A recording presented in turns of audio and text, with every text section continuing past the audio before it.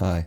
Hello, I am the Ronan Pawn, and welcome to a twitch.tv/Ronan Pawn live stream on twitch.tv/Ronan Pawn. Starting a few minutes late today, because I woke up a few minutes late. I got up at like 2 p.m. So, it's time for the first beer, right? Hello, Pika Pup and Jim Astley. What are we doing there? Jim Astley and Little Magnet saying you were definitely first today, Pika Pup. Because I've been here for a bit. I got everything set up, and then I had to step away, and then came back, and we have no but today.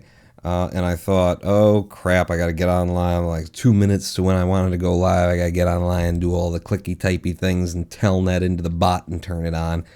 And then I try and open the telnet into the bot and turn it on. The entire server that the bot is on apparently is not responding. I thought my internet was down. I checked. My internet is not down. We are live right now. Look at us having this interaction. Look, because it's a visual medium. So no but today. Not that he's been that much of a help, really. It's just nice to be able to pull some wisdom, some quotes, that sort of a thing. But he's not around. That's fine. I don't need to be around either. I'll just be here. So, around. So what y'all been doing, huh? Because what have I been doing? We watched a movie last night. Me and Lady Palm, we watched Cold Mountain. Anybody ever seen Cold Mountain? It's not a new one. Have you creative build day? Because it's a Sunday, and on Sundays, we do creative things that just drag on and on. Don't talk about it, Pawn. They'll realize. We watched Cold Mountain. Time for some bot, because we have no bot. Yes, we have no bot. We have no bot today. I like that.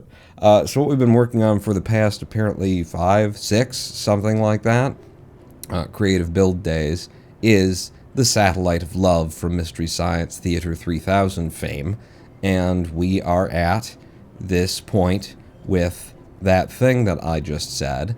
It takes a minute to load. It's over 1,000 parts. There it is. Yeah. Even in the hangar, it's like, I'm not sure if I want to render the not physics that we're not doing in this not physics not scenario. But there she is. That's the Satellite of Love. Except it's a little bit bare on this side. There she is. That's the Satellite of Love. We've been greebling it for like ever. It took 2 live streams, I think, to come up with my balls. I mean, it was 1 live stream to come up with a method for the balls, but then making my balls and putting them in place. That was the second live stream, getting everything hooked up again. And kind of since then, it's just all been greebling, and that's all I've done. Because that's just how we roll around here. But my balls are girthy. So that's something.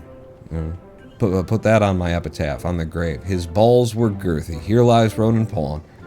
Have anybody seen Cold Mountain? Cold Mountain, ladies, just checking and chatting. Cold Mountain, anybody seen it? Oh, what an interesting experience that was, viewing from the 2021s.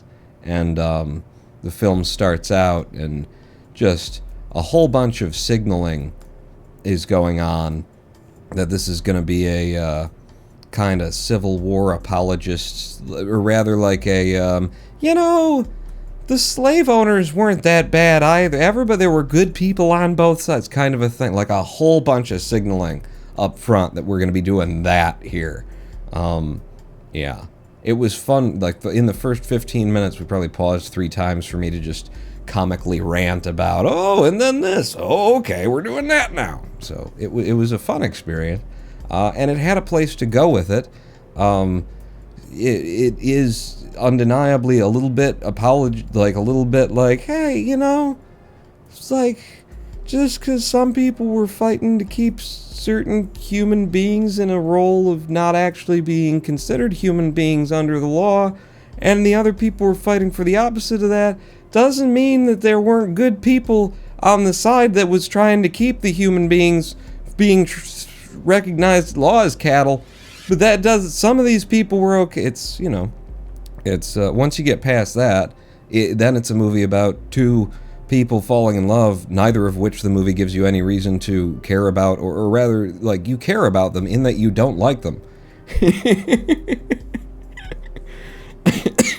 And actually, by the end of the movie, I'm looking at it and going, okay, that was all like to plan, though. It wasn't a bad movie. It was all exactly as they put it there, and you know, it comes together. I said at some point during the film, maybe a half an hour and 45 minutes. It's like a 2.5 hour long film. I said at some point, the lady pointed about the film, you know, I just want to point out that like these people are empty shells. These people are babies. They have nothing in the way of humanity except for maybe the soul and nothing else. And yet they're full-grown adults and they're doing things that just, and nobody knows how to wipe their own ass. And this is where we meet them. And that was kind of, you know, the point of the film. You had to sit there for 2.5 hours to like have the experience of watching human beings develop from just head up their own ass, incompetent, just couldn't survive on their own, following other people into bad places and doing bad things. But they develop as human beings throughout the film. By the end, it's you know, they're almost kind of half nearly likable,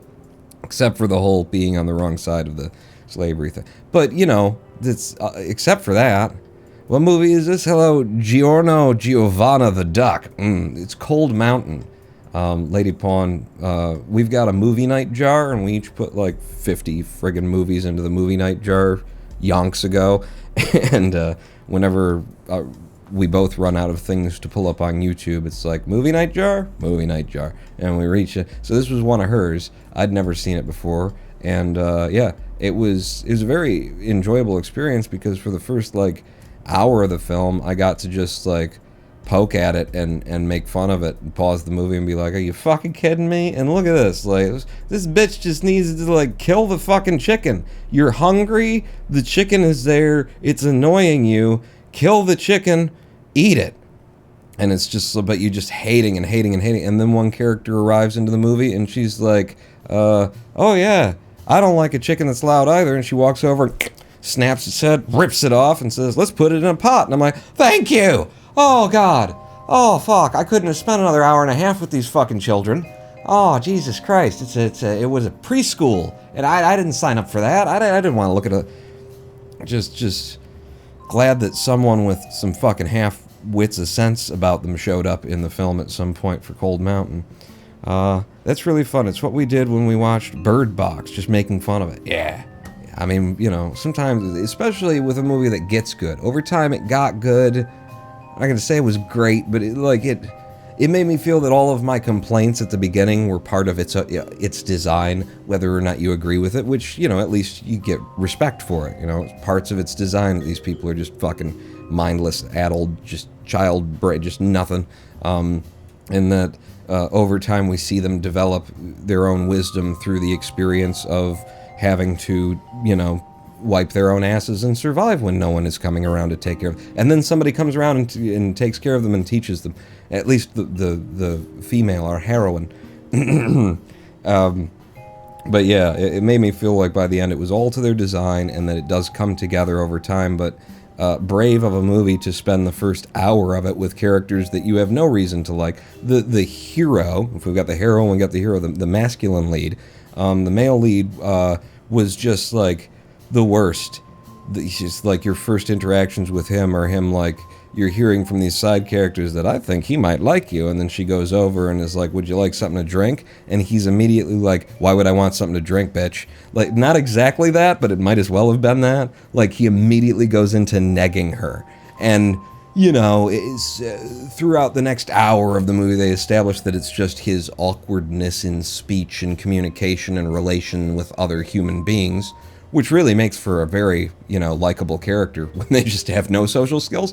But he immediately goes into negging her, so you already think he's an asshole. And then, like, he's on the battlefield and it's Civil War and they're doing these kinds of things, and then there's a big explosion. And then, what does he do? Because, like, he's in a trench with hundreds of other people and there's been an explosion, and he gets up from the explosion. And so, obviously, his first and most important thing that he would do in that situation is to look for his picture of the girl he likes and the papers and her letters and things. You know, as opposed to give a fuck about the hundreds of other people who aren't getting up from this thing and maybe go and help them. He's got to find his own personal property on the battle. It's just they give you absolutely not just no reason to like them, but every reason to be like, these are awful people and I don't want to spend time with them. And that's 45 minutes to an hour of the movie.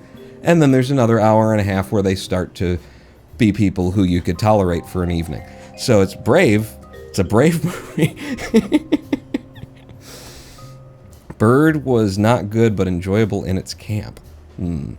This wasn't camp. It was somebody considered it high art, and you know, I'm pretty sure it would have gotten a lot of awards and stuff. I think it did get awards for various things. It's mired in, like, mainly looking at how often the writing, and it's from a book, but how often the screenwriting here is going out of its way to try and create a moral equivalence between the South and the North in the war. Which, once it's war, sure, everybody's hands are bloody, moral equivalency there. But when you choose and you go and what you're fighting for and what you're demonizing, there's no moral equivalency there between what the North was fighting for and the South. I mean, you could say that there's, like, the North wasn't all in there for, we need to respect the rights of human beings and no more slavery, that there wasn't, like, a big aspect of just economics in there, that maybe they didn't really care that much about these Africans that were being, kidnapped and then stripped of their culture and just treated as cattle. And maybe they didn't care that much, but they definitely cared that their money was not working out as well because the South had slaves and they didn't, But to create a moral equivalency from people doing the right thing for a reason that's self-interested to people doing the wrong thing for a reason that's self-interested, there's an argument, but it's not a good one. It's not a good one. For, we're trying to free people from slavery so that we won't get fucked over by your monetary system that involves slavery, versus we're trying to keep people in slavery because they're less than human anyway, and it's our God-given right because they're just animals, and we're making good money off of it. Which, by the way, is making it so that other people can't make money off of it without doing slavery. It's people with a conscience versus capitalists. So, is it History Hour? It could be. Hey, Paul, how's it going? Hello, Light Guy 89. Just talking about Cold Mountain. What a cold, cold mountain it was. No, it was a movie. It was a movie. It's 2.5 hours. I didn't stop watching it. I won't say that it was bad. I won't say that it was good. I'll just say it was a movie. That's where I'm going to have to leave that. Welcome back to the greebling of the Satellite of Love Mystery Science Theater 3000. What we're going to need, friends, lovers, true, is we're going to need some reference photos. So pull you on over and do what we've been doing every time, which is some MST3K, Satellite of Love, images, please. And here's some reference photos of what the Satellite of Love did to look like. This is a very high resolution image of it. So yeah, we'll go with that for now. What about this one? It's a little bit more distant on that one. I think we'll stick with, go back to the other. Which one did I have before? Oh shit! Was it that one? I mean, that'll do. That's a reverse image of it. I'd rather have the one that's not a reverse image of it. There you go. We've got movie sign. Yeah. So we're greebling up the MST3K based off of, what we see here. And you know what? Now I'm looking at this in particular. Can you guys see that? Right here. You know what this looks like to me? I mean, it depends on what the scale of the model was. But my God, if that doesn't look like they used resistors. Like ceramic resistors. Just, doesn't that look like that? Like, they got the little humps at the end, and it's skinnier in the middle, and then, usually they'd have the colored stripes on them, but you just solder some resistors back and forth, and then spray paint over the top of them. Boom, greebling done. Am I crazy? I might be crazy. But yeah, so we've got the bottom is greebled, and we're just going to ignore the bottom for now and focus completely on the top. So, that being the case...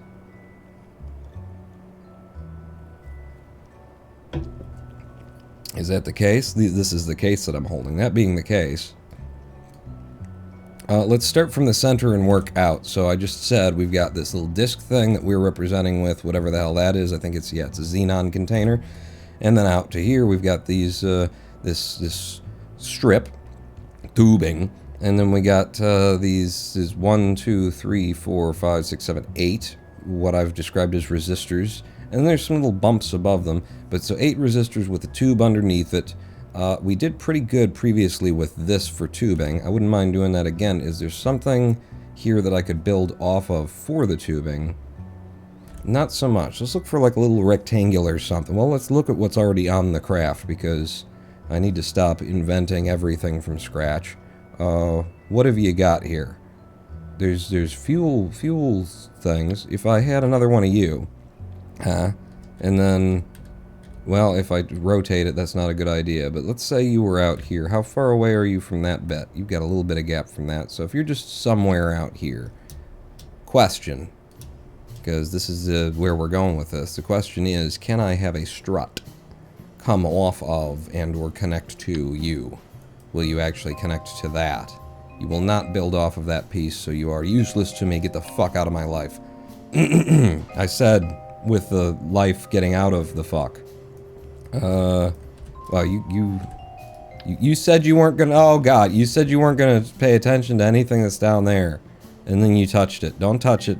Don't look at the fact that those are off. And then when you look at it like that, it's fine. Don't look at it. It's not there. Grip pad?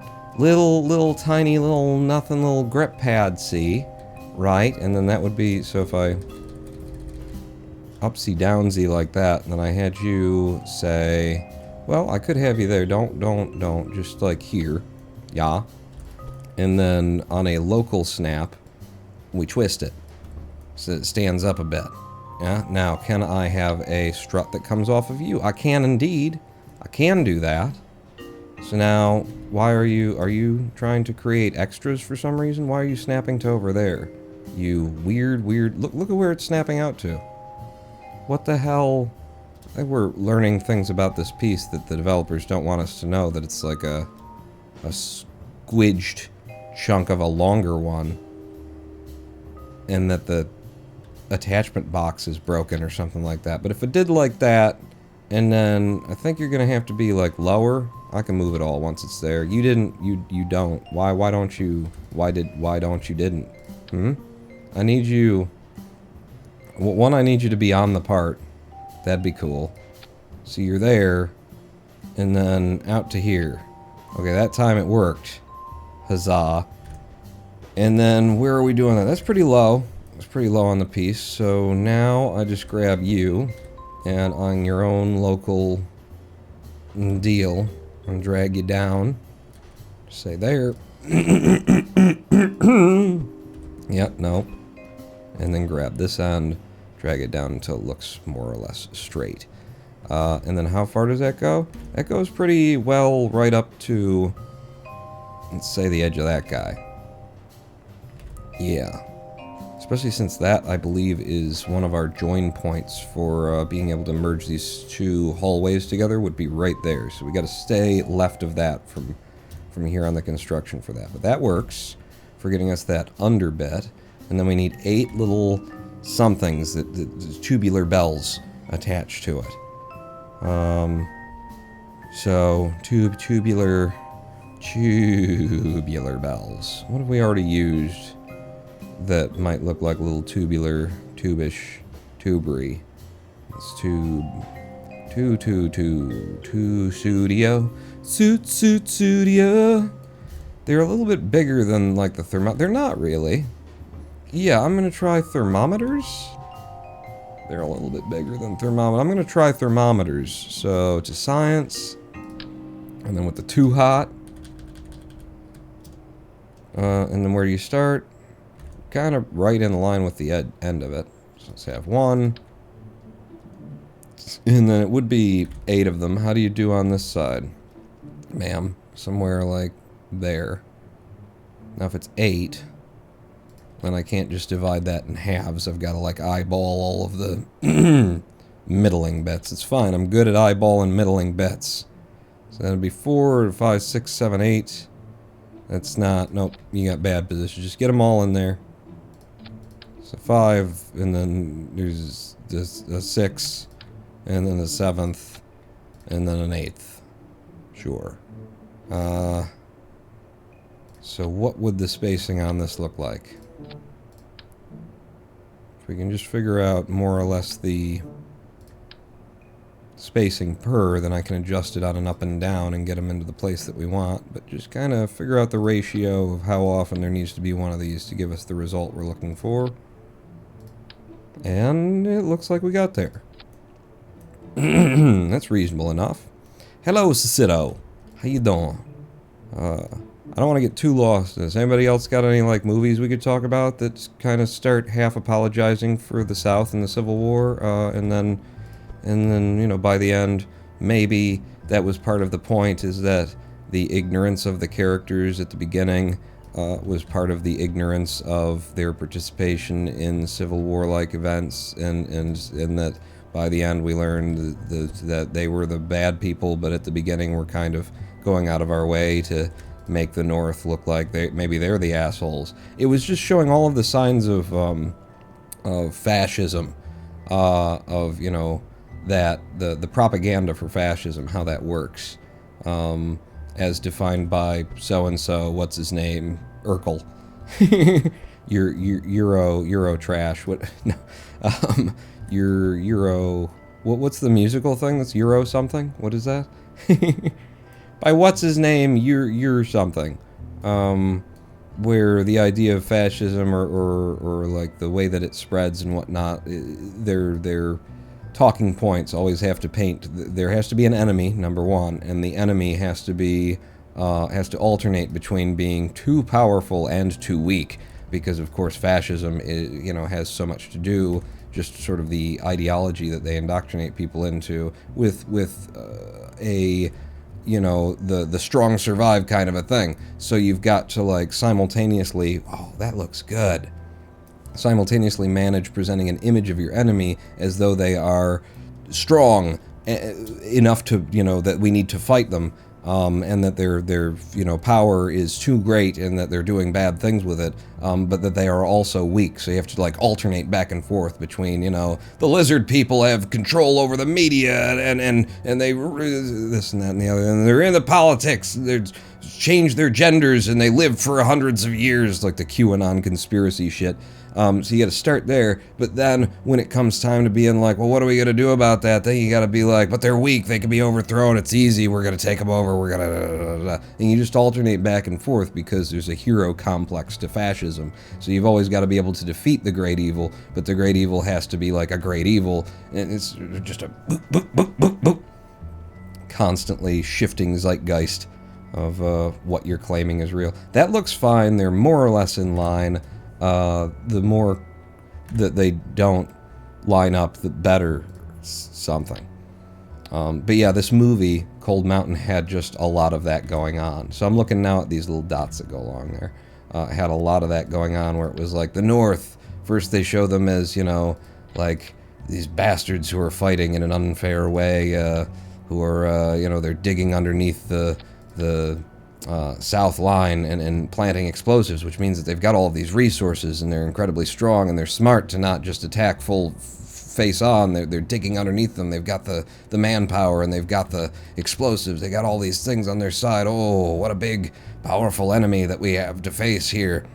And then, several things were, well, like at the very beginning, the Northerners, the North side is one of the people says, this will be a good Union good morning for you when we blow this stuff up from underneath. So it's just like a disdain or a disconcern for the human life that's on the other side of the thing is shown. Just little things to, like, add up to, oh, these are the bad guys kind of a deal.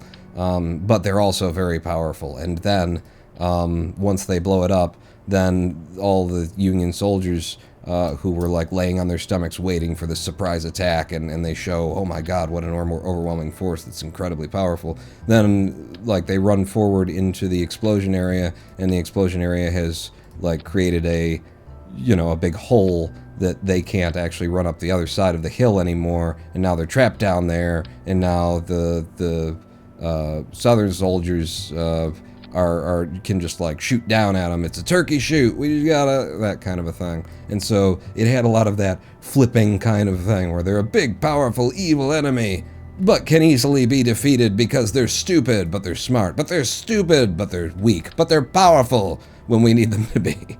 It's like, what are we doing here? Are you guys actually trying to say something? Because I hope you're not actually trying to, I hope you're just accidentally.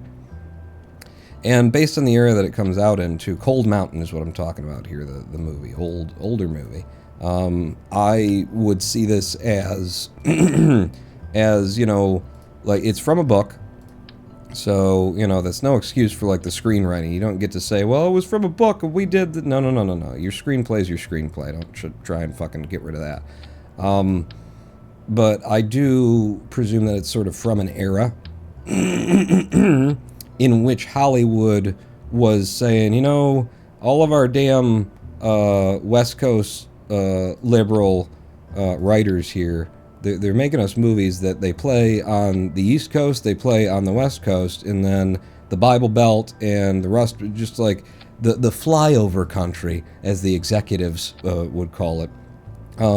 You know, we don't move a lot of tickets there, so we need to, like, basically give them a project, order them to write us something that will appeal to the sensibilities of Bible Belters and of the South and stuff like that. And so I get the impression that this was very much that of a, you know, liberal Hollywood writing staff trying to come up with what they thought, you know, or trying to appeal to their idea of the South, of what the Bible Belt is. And, you know, not saying that they were wrong necessarily, because I'm sure this appealed very much, the idea of telling a story where there is some kind of moral equivalence from the people who were fighting to enslave human beings and the people who were fighting to, you know, do the opposite. They're not wrong there, as, you know, witnessed in Charlottesville and just Donald Trump 2016 to 2020. Just a lot of... They weren't wrong in identifying that's what they needed to do in order to appeal to a certain group. It's just, you know, should they have appealed to a certain group?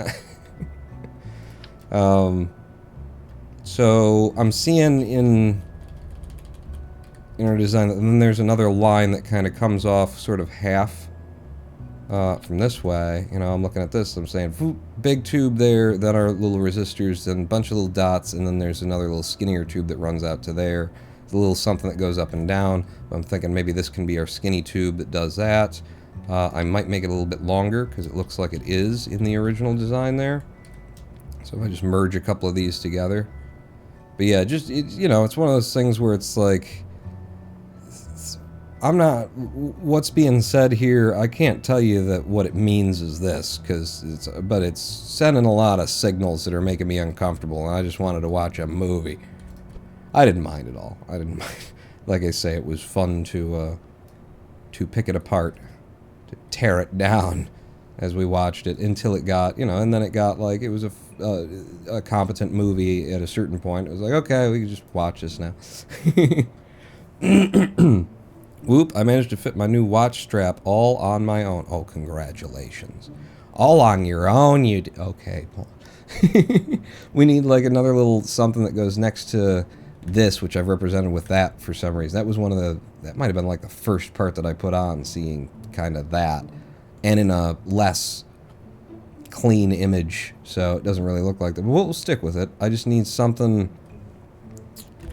pipey, vertically pipey kind of a thing. I'm actually curious, like, what do we use up here?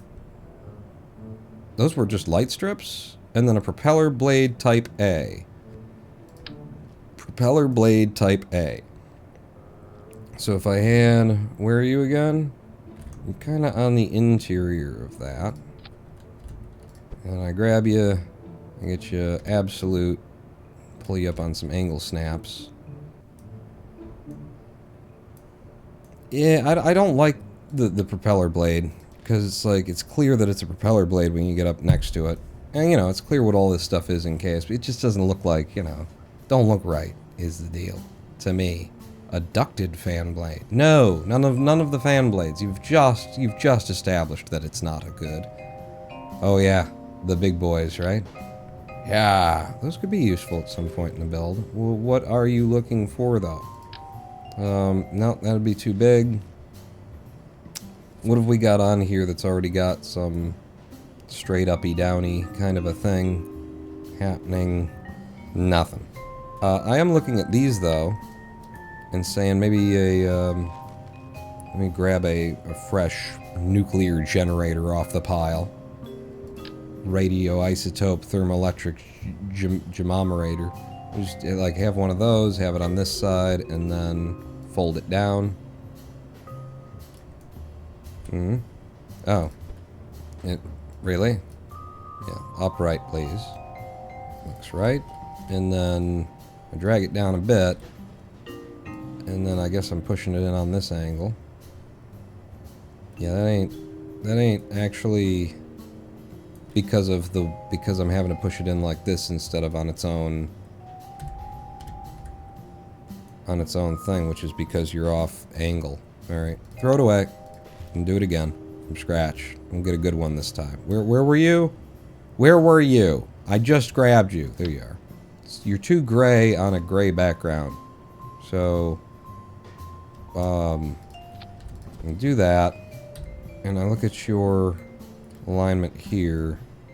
I want you to be flat like that. And when I grab you like that, we're good.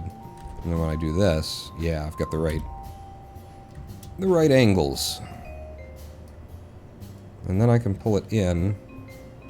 And we can get it down to just the 3 showing on this side. And probably take it a bit lower.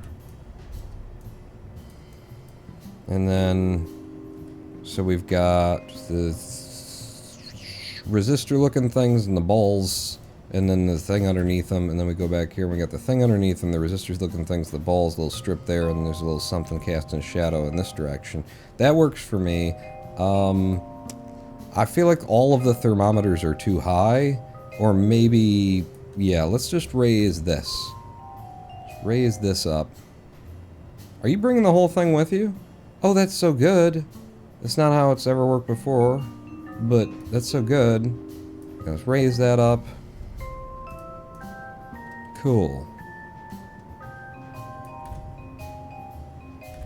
Yeah, that ain't bad. I actually see that there's like 3 little extra shadows being cast by something under there that we could put down there, but I'm not going to. I'm not going to. So that basically does that whole chunk. Maybe my light bars could go up a bit. I think they're higher in the design.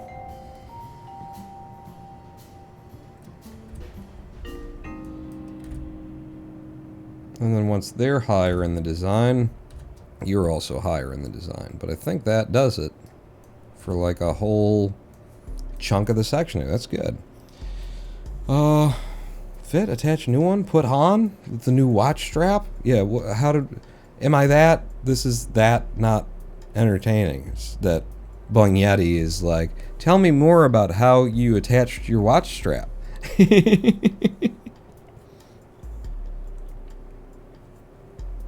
What can I do? You know, except be better.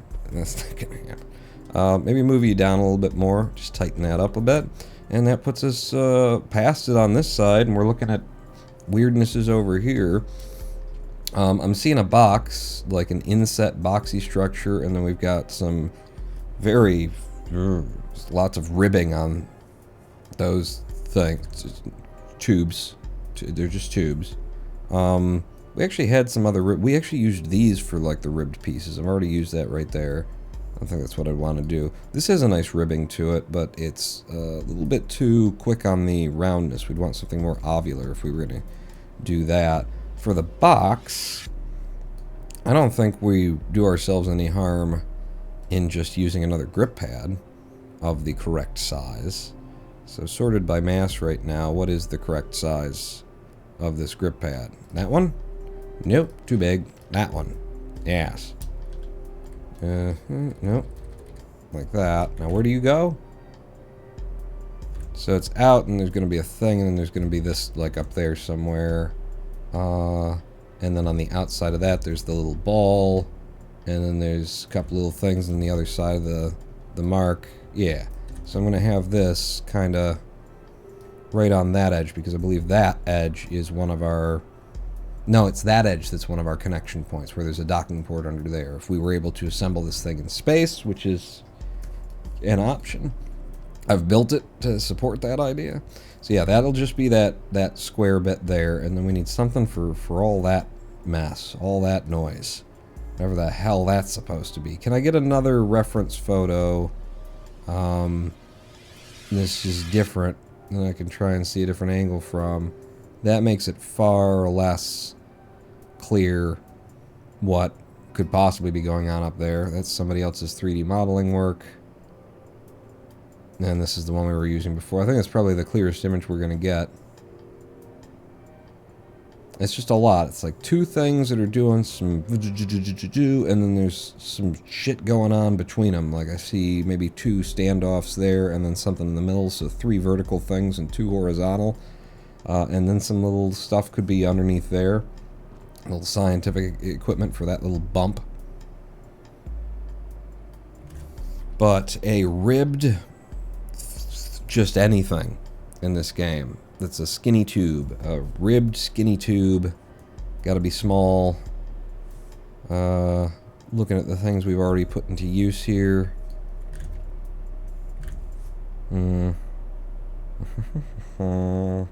Buy and save. Spend more for free. Oh, been meaning to say. Nice greebling. Oh, thank you. Thank you. I think it's maybe a little bit too much effort for the payoff, but thank you. We carry on nonetheless, you know. We started, we will finish. That's definitely not how I usually go about things anyway. How big are these motors?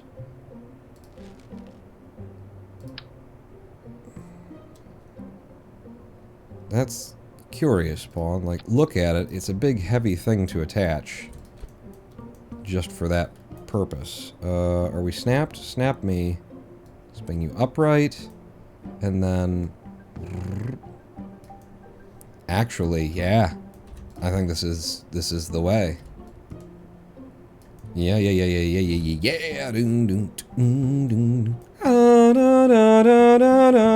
We watched Cold Mountain. That's something mountain too. You know what the song I'm trying to think of is? I can never remember the name of it or really even the words.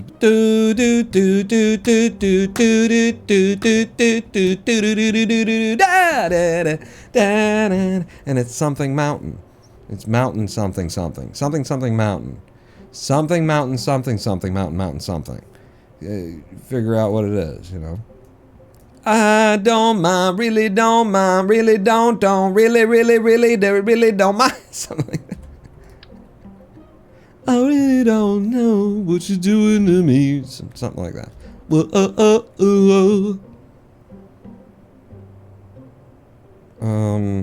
So I can attach to the end of you with another one, huh? As much as that's like a pretty significant weight, that's 0.6 tons, over half a ton to put that there. I mean, look at what we're dealing with. It's just such a good looking thing. Good looking way to try and deal with that. I don't know that I can resist adding the weight because it's so pretty. No texture tearing going on? Okay. The whole thing is more offset to the top though. So if I push you up, and then there's room for a little something madoodle below it, science-wise. Should be a little something madoodle, not a big something madoodle. We all know what happens when you get too big of a something madoodle going on there. But yeah, just like not very centered in the spacing of it, and I feel like it should be. Like in the original, it's pretty centered. There's a bit more of a gap going on here, maybe, than ought be. But I'm just looking at the spacing between you and that, trying to be something central-ish to where that comes up. And, you know, looks like a similar-ish gap between the two.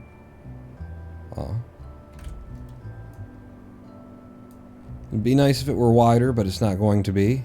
I'm not displeased with it. I'm a little displeased with it. I'm a little displeased with this in particular. I hate to just use another thermometer, but it's kind of exactly what's wanted. Is you want something skinny, small, and it just kind of underpins that. Yeah, that little bump right there, and then we got this stuff that's going on in there, and if you really wanted to put a touch on it, it would be like if there were some bars that we could put either side of that part of it.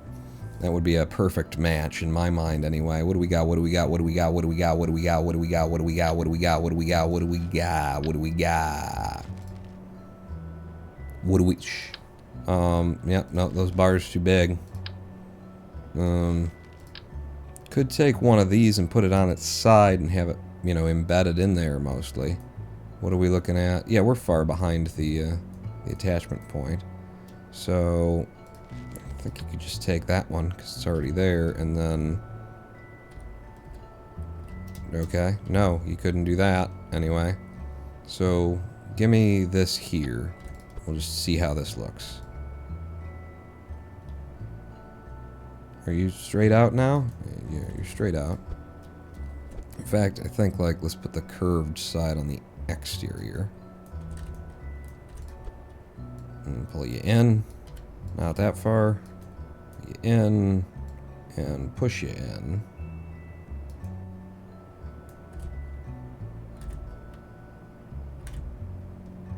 It helps widen it. I'm not opposed to what we got going on here. If I flip you, I can't flip you that way. I gotta place it and then do all of the things. Flip you so the curved bit is on the outside. Grab you up. Apparently we're still eyeballing everything. Kind of a gap we got there. It's not much of a gap, actually. Might want to give it a little bit more gap on this side.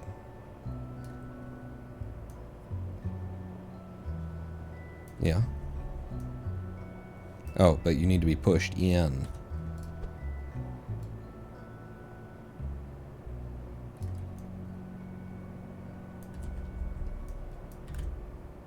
Yeah. Yeah, that was what it needed, too. To, like, finish it off and really make it look like, yep, now you see what I've done there, right? From here to there, and here to there to that. That doesn't... It's fine. It's one of the first parts we put on. We're sticking with it. Hello, Emil Firestorm. And what we got? What we got? What do we got? What do we got? Did we figure out what I'm talking about? Something Mountain Journey Blues, Mountain the song. Do do do do do do do do do do do do do do. No. Come on. We all got body minds working in here. Take it off, some of them. Okay, and then there's two little somethings that are repetitive right next to the small ball to fill in that space. And then we'll have done the entire half of this side in 45 minutes. That's like new PB pace for how long it's taken me to do everything until now. I could just use the little boys here. But we could use some science. You have any coloration to you? Not a single bit of coloration to you. Like, we could just use these. I might even, you know what I would do? Is double them up for each. So, yeah. And then have two of them. Yeah, and it's too rectangular like that. Unless you, like, merged it together. You were just saying I'm on new PB pace over here. Putting things together, and then this, huh? We got any weird texture tearing? No.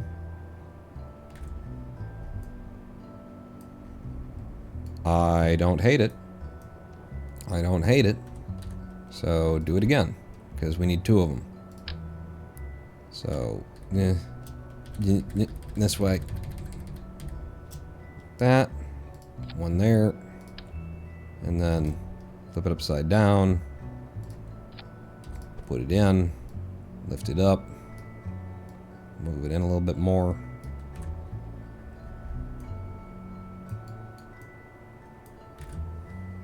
That's it, people. Little ball to those two things, and there's like a flat panel thing, and then there's some ribbed junk, and then there's that guy, and there's that, and there's a little strip there, and then there's 8 resistor-looking things with some balls above them and a strip below them, and then there's the big hat. And what we got over here is a little ball with the 2 things, and then there's a big square there, and then there's a little with it's got the ribbing on it, and then over here a big, and then there's a bar, and there's a something there, and then there's this thing underneath the 8 resistors with the balls going to it, and then that. That's it. Damn. Where's this? Split? Do I split? When do I split? Damn together good. Perfection. I'm happy. I'm happy. Like, you guys, you're killing me. You're killing me here. Now I gotta look it up. Like, you won't look it up, then I gotta look it up. So it's like, what is it? It's mountain something song where it's like, I don't mind. It's something mountain. Not the Butthole Surfers with Pepper, not Imagine Dragons. Wow. I don't mind, but it's like Mountain Breeze, something mountain, John Denver, Nothing But a Breeze. It's definitely not. It's Mountain. Maybe if it just said my Mountain, and then it's not Pepper, okay? I don't mind the sun sometimes, the images it shows. I can taste you on my lips and smell you in my clothes. See, if I sing any more of it, then we get a copyright strike or something. It's Misty Mountain, something. Misty Mountain Blue, Misty Mountain Hop by Led Zeppelin. Is that just walking in the park the other day, baby? What do you think I saw? Crowds of people sitting on the grass, flowers in their hair, said, hey boy, do you want to score? You know how it is. I really don't. I really don't know what time it was. Ooh, oh, oh, oh. So I asked them if I could stay a while. Something like that. You know? Right? That's what I was trying to do. The monotone you laying down, I ain't picking up. But that's just how the song goes. I didn't decide what the butthole wanted to surf. They just surfed it. But you see what I'm saying? With the thing where he's asked me to have tea and have some fun, and then folk down there. That's it. You better open your folk down there. Really don't care. Really don't care. Don't care. Really, really don't care. Something like that. You know. It's Misty Mountain Hop by Led Zeppelin. Nobody in chat got it. That's deduct points from everybody in chat right now. Moderators, there's no moderators and there's no points. But if we had moderators and points, that'd be good, huh? That would have been a funny bit. Nobody got Misty Mountain Hop, man. And you don't know Butthole Surfers? Cinnamon and sugary and softly coated lies. And never know just how you look through someone else's eyes. Something like that, right? And you know what's really good? Hang on, as long as we're doing stupid things. What's really good is Out of This World theme song. Does anyone remember Out of This World as a thing that existed at any point in history? Huh? It's a play off of like a Bing Crosby song. Would you like to swing on a star? Whoa, carry moonbeams home in a jar. Whoa, and be better off than you are. Whoa, or would you rather go to Earth? An Earthling's a creature, plain as can be. He's not as unique as you or me. His body comes in lots of different shapes. They say his relatives are chimps and apes, but if you take my advice for what it's worth, you could be happy there on Earth. Oh, would you like to swing on a star? Ooh. Yeah. Which is, and then if you go and look at like the old Bing Crosby, the original, Would You Like to Swing on a Star? It's just very like mean to animals, the whole thing. You know, it's trying to teach kids like a moral lesson about not being dirty little skeevy little assholes kind of a thing, but it's doing it by being kind of a dirty, skeevy little asshole to the animal kingdom, and you know, like, or would you rather be a pig? A pig is a creature, it's smelly and shit. Nobody fucking wants to hang around. It's just that kind of a thing. It's like, hey, whoa, whoa, whoa, Bing, pull it back, baby. If it was Bing, I don't know. What do you got against goats, man? A goat is a creature with big floppy ears. It's a piece of shit. Nobody wants to be around it. Don't be a goat. It's just something along those lines. All right, so then the other half of Out of This World would... Hang on, could I actually just for some nostalgia. This is an 80s television show, right? This is 80s? Early 90s? I don't know. It could have been 2000. It looks like, you know, the era of Power Rangers and stuff. Yeah. So the story is, because I can't play too... I mean, I could. It doesn't... Nobody fucking cares.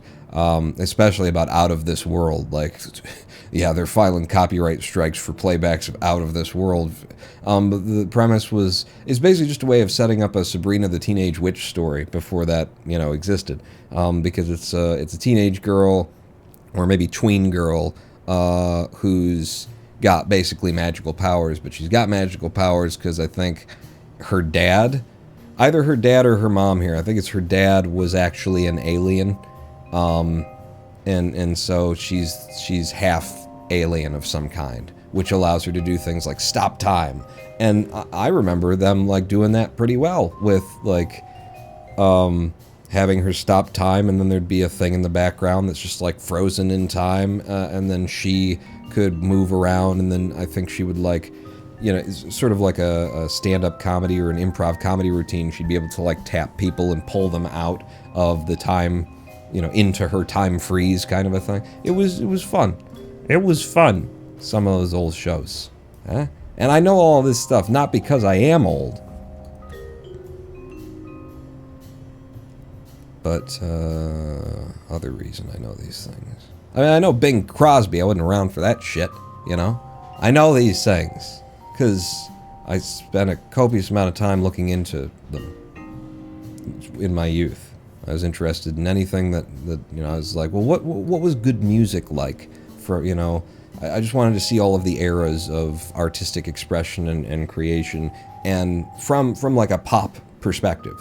You know, I didn't want to go digging for, you know, the B-track Coltrane shit. No, I wanted to like look at what throughout recent human history, throughout recorded human history, when we were actually putting stuff on a thing you could listen back to or watch back.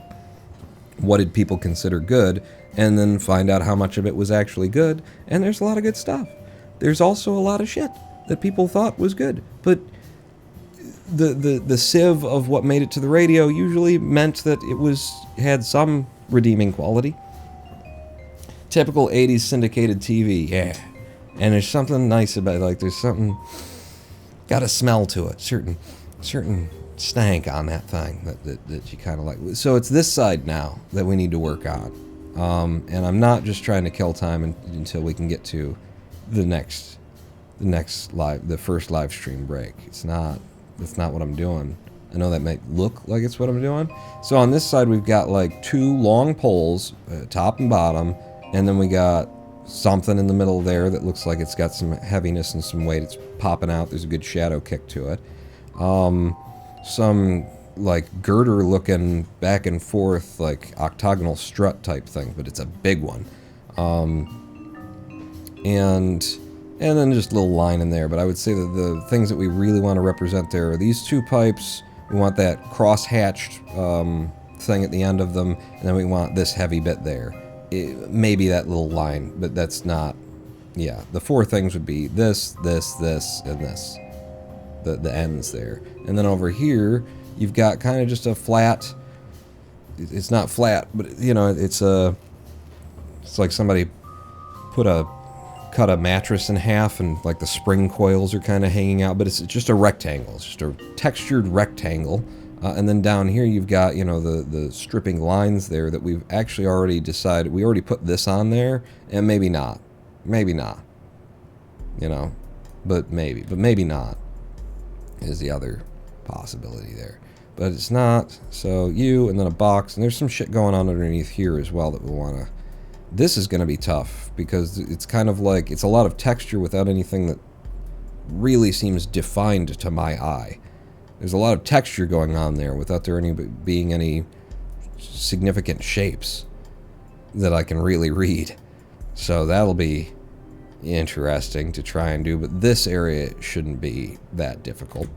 And before we get started on the other half of the bottom, yeah, I do want to take a live stream break. What's your problem, huh? You got a problem, brah? We're gonna do a live stream break. We've been here for the better part of an hour. You know, I deserve a break. I did so good there. It's like a new PB on doing some greebling. And so now you want to slow down. We did really good on that last segment. Now let's just slow down and lose all of our time save. It's not a speed run, Pawn. Not everything is a speed run. In fact, nothing is a speed run outside of a speed run. But yeah, we're going to have a 7-minute live stream break. May take me 8. Could even go to 9, but not 10. Never 10. So stick with me across 7 minutes. Go grab a snack. Hit the showers, boys. Come back wet. Pawn not out.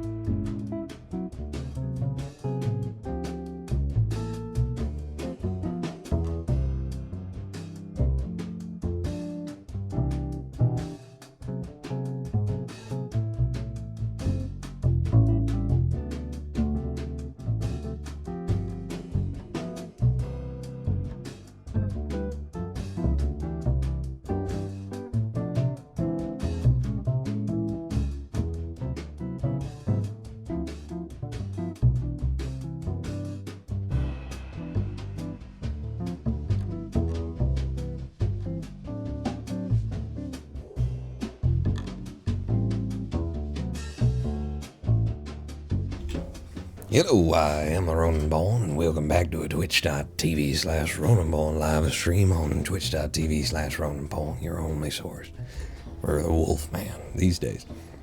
Welcome back to Kerbal Space Program. We're greebling up the MST3K satellite of love, as we've been doing for a while now. Got some speed to it. It's coming together. I mean, if we kept on this pace, we still would only be done with like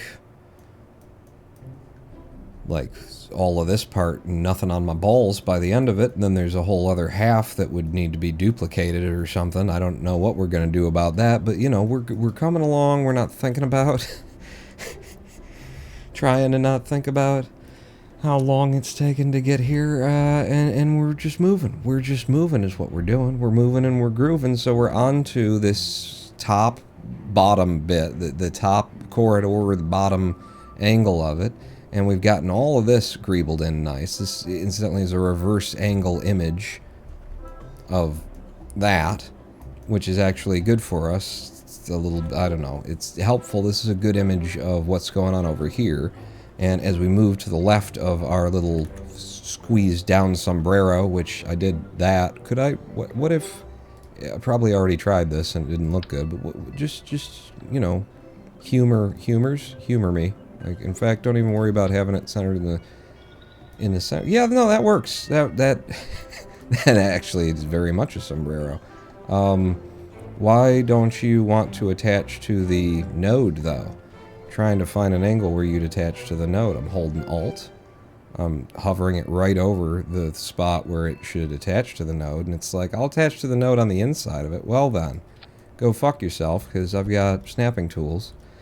I don't have snapping. Okay, no, but we can make it. We can make anything work with the C, and then yep, get you that way. So then when I do something like that, and then that, and just eyeball it into place, or I switch to absolute, hit a snap, and try and grab it and see if it would, and it wouldn't, and that's why I didn't do that, you know, in the first attempt. And then I did it.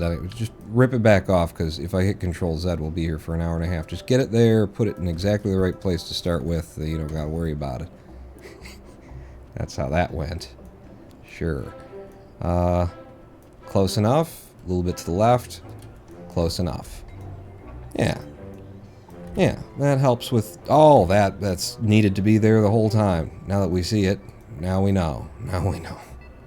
Now we know. So onto these two pipes that come out that way, and it does look like a good place for our solution over here, our strut solution. How do you do? From that side, you're actually very close on that side to coming this way, and you should be, that should be the split, I believe. Yeah, that should be the split in the two corridors where they can link together. So from here, I'm just going to drop you there.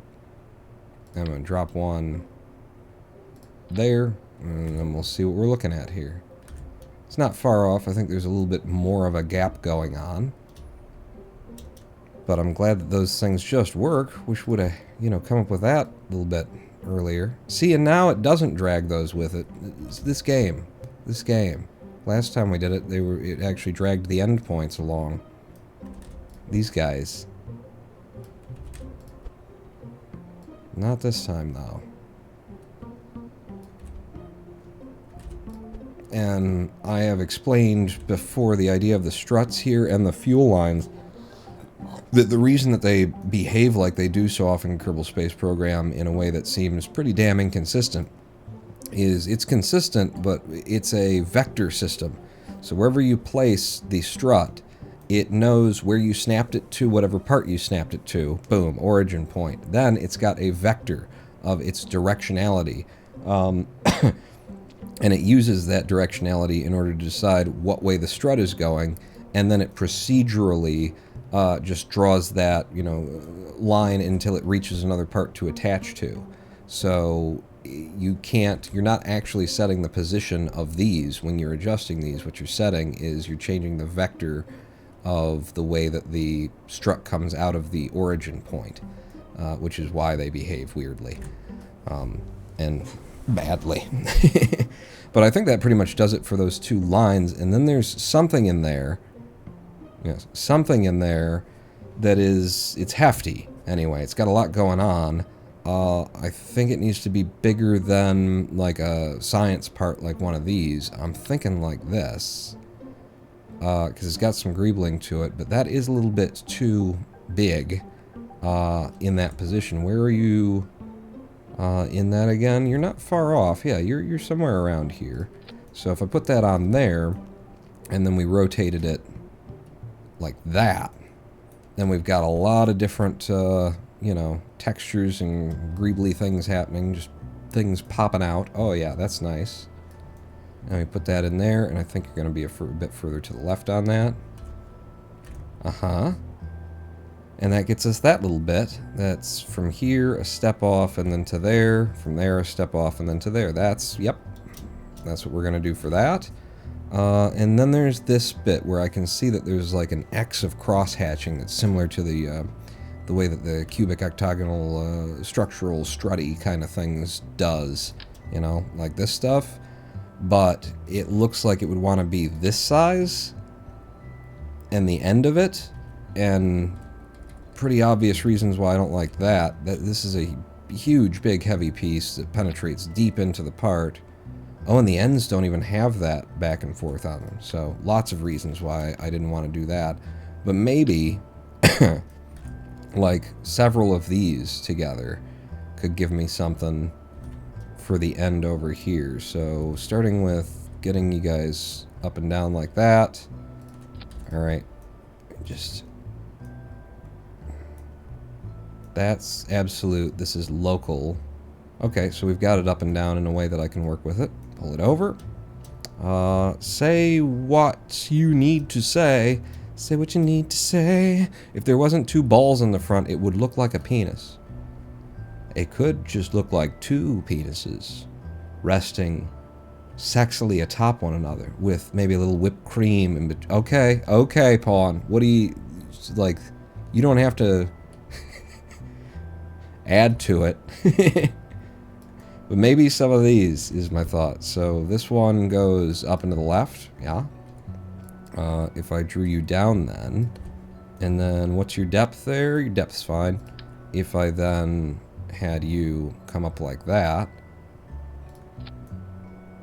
Okay. And then take another one.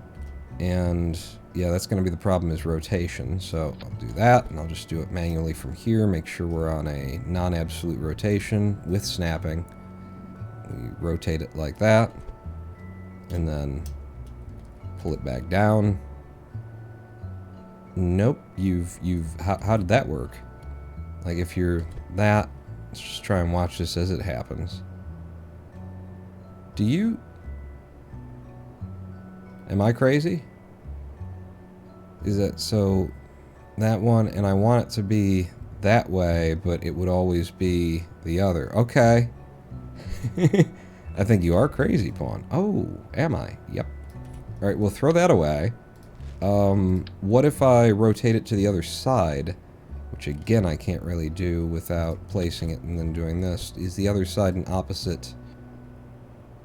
No, they all go in the same damn direction. Well, then that's just gonna be how that be, I guess. Because we'll finish off the box and it won't have the nice cross hatch that it does in the original, but it's gotta be. And apparently there's no flipping rotation of it that would get that for me? Am I crazy? Seems like surely... And by the way, don't call me Shirley. Pawn. Pawn is the name. Seems like surely there'd be... You could rotate it and flip it, and then it would be in a different position, but... I rotate it like that. It's only when it's on its side that it gives us that. That's going to have to be good enough, I suppose, for that boxy bit in there. Feels like it wants some extra girth, though, on the side. And maybe a grip pad in the appropriate side that's then put onto its side, like we've done elsewhere, which means I could probably just copy-paste one that we've used here.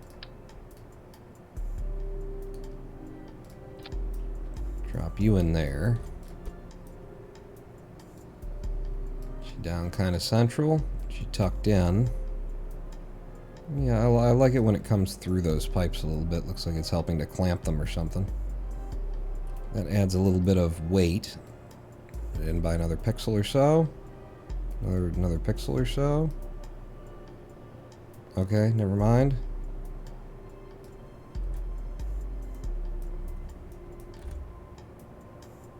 And then what we're looking at here is that in reverse, incidentally. But yeah, there is that bit of weight there at the end of it. I want to say bring it out a little bit, though. Don't actually have it connected to this part. Like, a little bit out. Yeah. Yeah, that looks a lot better. I like the weighting on that.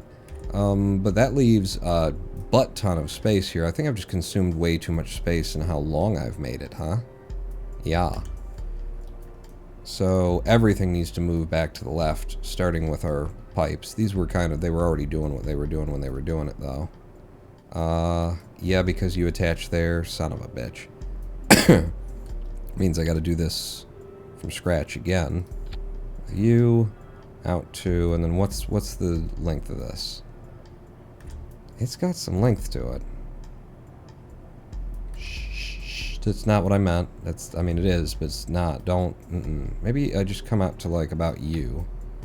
Yeah, and then that's the problem because of the angle. Again, it's the vectoring thing. So it's like this needs to be good and high for it to be able to have a vector where it can come back down from that height and then actually attach to something, which is why it worked a little bit further, worked better when it was further out, and is not working now. Is there any additional height that I can have out of this? Not really. No.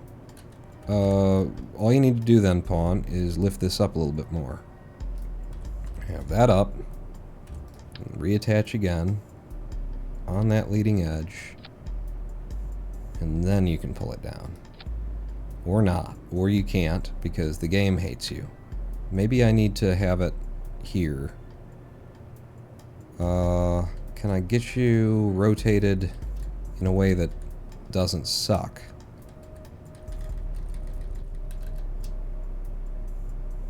So instead of being on the top, we're on the side of it with this attachment, and then it doesn't have to go over that lip of angle.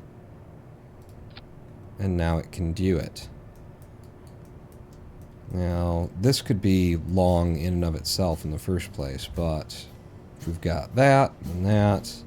Yeah, no, that looks reasonable. So then take this, make it look straighter.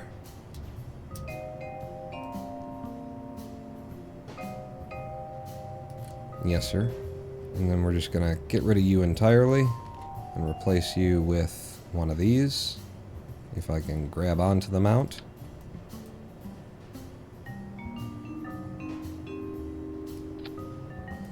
You did not attach the way that you should have, so we're going to have to do it manually.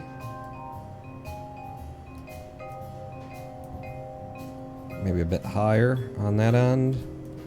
And then again, yanking you off, putting you as high as I can get you, and then bringing you down here and click. Actually looks pretty straight, too. Okay.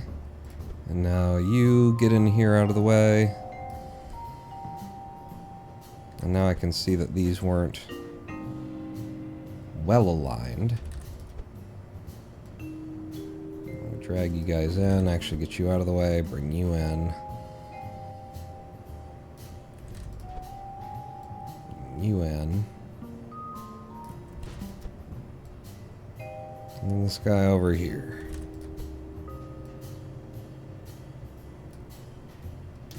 And now I can get up close and try and make this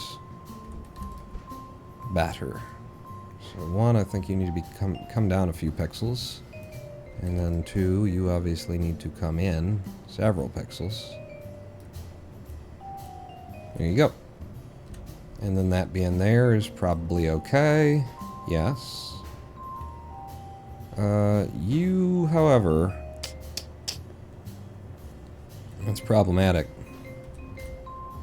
Because what I want to do is move this a little bit in more, but that's going to change where it would actually reproduce those struts when it loads it in again because of that weird vectoring system. So I've basically got to get this in line the way that I want it, and then redo this attachment one more time.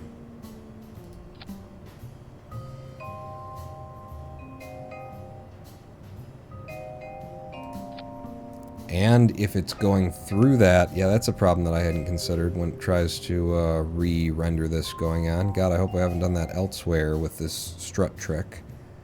Where have I used the strut trick before down here? Did we? Did we at all? No. Alright. So this cannot be as it be for reasons. For reasons? For reasons, it cannot be as it be. Damn. Give me you one more time. Yup. And there also needs to be a good berth betwixt those twain. Let me reconnect this one, too, to make sure that it would have clearance. See, that's too low. Put you higher up on that boy. And then try and make sure that your line is correct when you drop it, because you won't be able to trust adjustments that you make later. Okay, that fits. That looks straight. We're going with that. But I can't use what I had used before for giving it that extra little heft of a line there, because it'll block the strut connection. This one looks fine. Except that maybe that could be up a few to be more straight along the bottom. So something else in there for weight. Could be two of the smaller guys again. Which I've already got in the right position here. So if I grabbed them, and then I did like from there to there, and then I just yanked off. Well, don't yank anything off yet, pawn. So many times a day I hear that.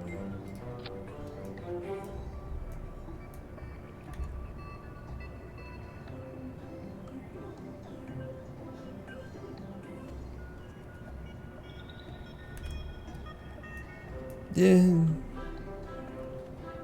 Yeah. No, let's get rid of them. And then grab one more. And try and get it nicely in line.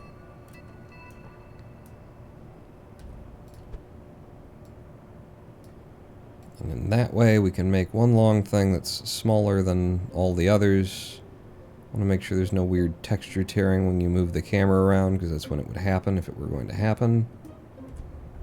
And when we step back and look at it,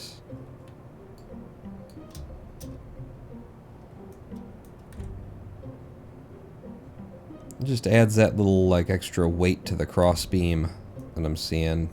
It seems like it's too far out. It all needs to move in further.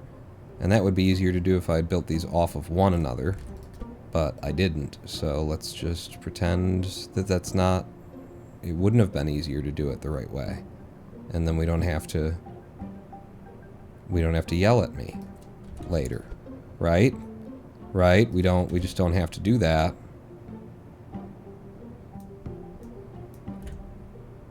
Yeah, okay. I don't want to go too far, too crazy with that. So we've got that then, and then filling in this space, there is just some generic greebly kind of stuff. Again, the space is still too wide, but we're going to go with this. Science-wise, I think it's a barometer. Goes in there, like right there, high. Yeah. Yeah. And then, perhaps, it's probably just going to end up being like too many struts too close to one another, and it just looks too samey, and it's not working for the greeble. But what I see is like a line that comes out from here and does something like that in the image. Like you see, we got the crosshatch there, and then we got this heavy line there, and then we got one that comes over here and comes to where that barometer we've placed is, or would be, from out there back to this guy. So then the barometer would be up here, and maybe we could even accentuate that by really like pulling the whole thing up. How far up are you? You could be a little higher. You can be a little higher, but you can stay on the same piece. And then from you to you, up like that. And then it kind of ties into the barometer.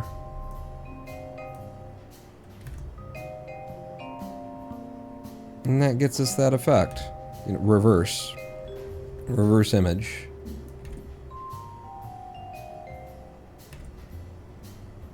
I don't like the white space that's between the two here. I'd like to move you further back this way. And I'd like to move you further back this way to pair with it. Yeah.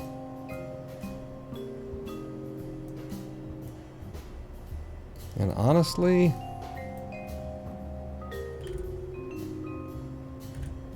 no. No, that's it. That's it.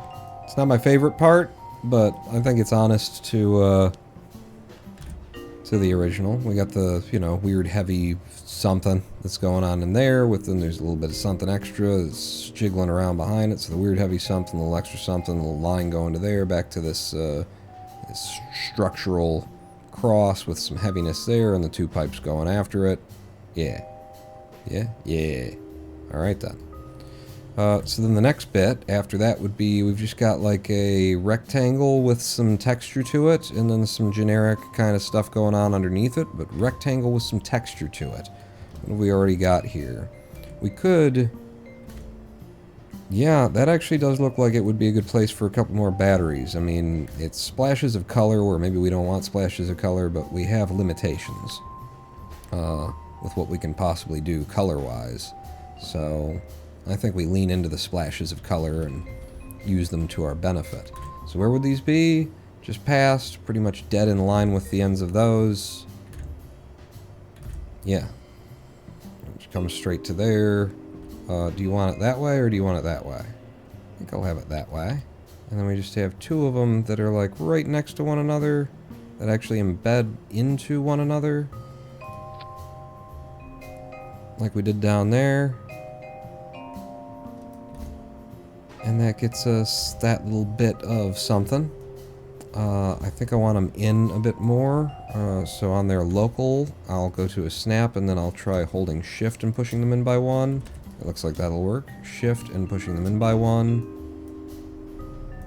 Yes. Yes, yes, yes. Good. So that's got us that bit, which is actually, it leans to the top of what's going on there, but I don't hate how it's all come together.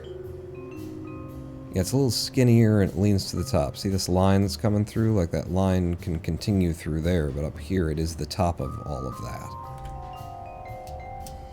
But I don't know that we can... Well, let's line up the yellow on that line. That'd probably do it. No snapping, please. And just pull you up to here.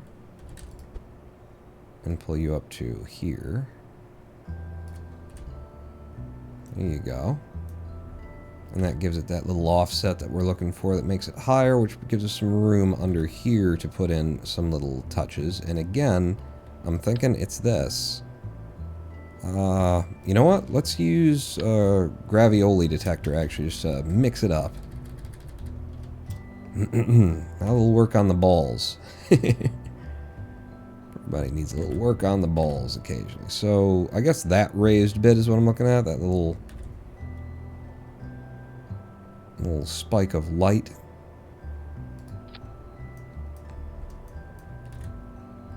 And then after that little spike of light, we do see like a line of dark rigidness.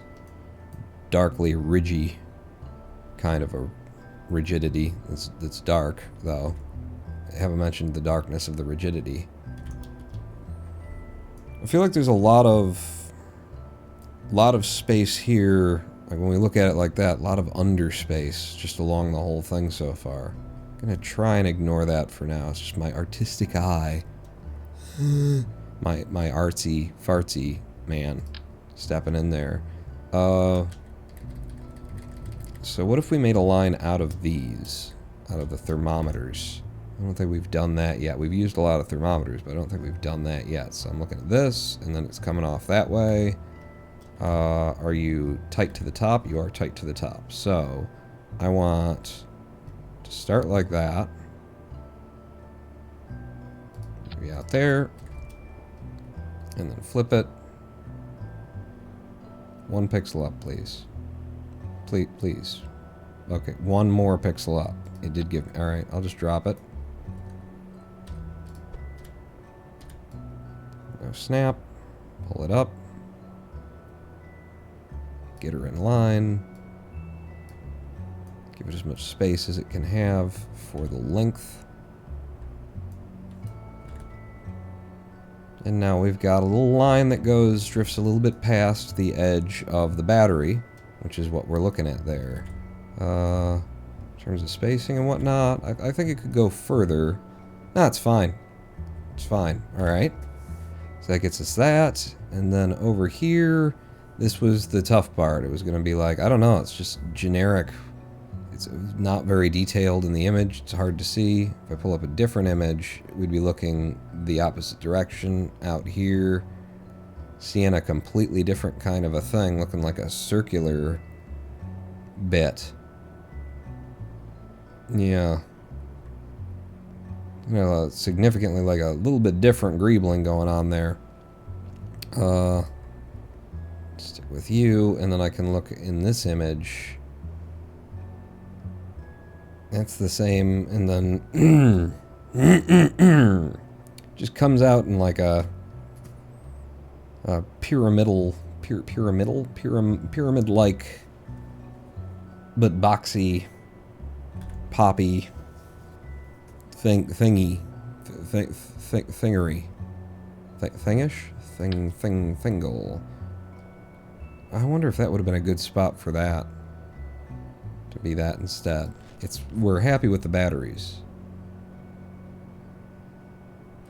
Well, it's not super representative of what we're seeing there, but something like there's something about it that's making me think maybe because of the stripness of it, and then it rises up at the bottom. Then we would want to weight it so that the rising up at the bottom thing is happening. And then we could embed it.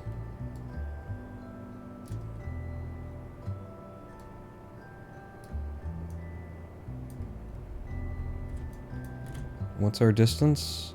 There's a bit of a gap there. I think this radiator is going to have to go. It was also one of the first things that we put on. If we give it a bit more of a gap betwixt the twain,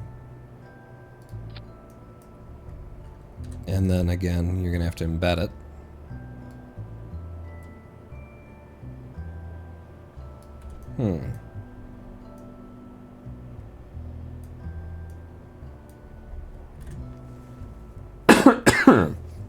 To represent that little lift there. I don't hate it. I don't love it either. And there's a little bit of like something, just somebody spit on it and then painted over it kind of a thing. Top left of it. Tiny little textury, bubbly stuff. Actually, that could be good for the grip pad again. Well, give me a new one, because you tried to pull it on the wrong angle.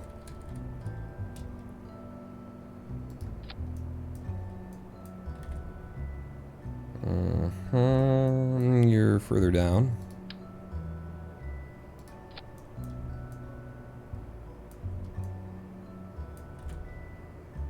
Yeah, if you ever try and like walk along the edge of this thing, there's a lot of grip for you. I don't know if that's how that works. Has anybody actually used the grip pads in this game for a purpose?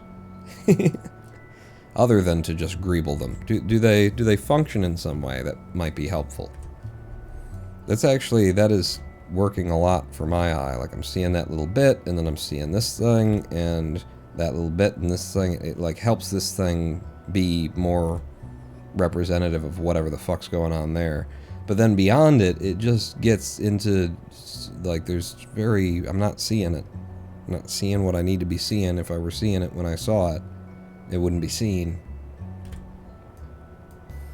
Cute Sharky, looking good, Pawn. Also, hello. Oh, thank you. Yes, and also hello. As it's that bit, and then that's just grainy shot. This one seems to be an entirely different greeble job, so we're not referencing that. This shot gives us that, and then, you know, just look in there and tell me what the hell's going on, because if you can, congratulations. Me, not so much. Have we got stuff? Yeah, that's what I'm seeing too, is stuff.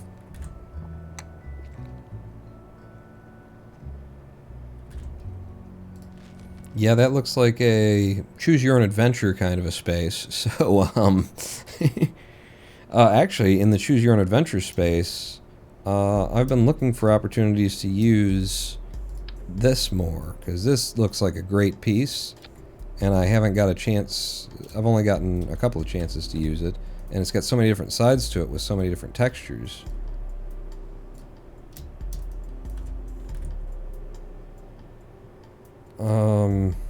Again, it's that stuff. It is choosy, but it does have this kind of like square thing. So we're going to use the front face of this thing, which I don't know if we have before. Down, give you a little bit of lift still.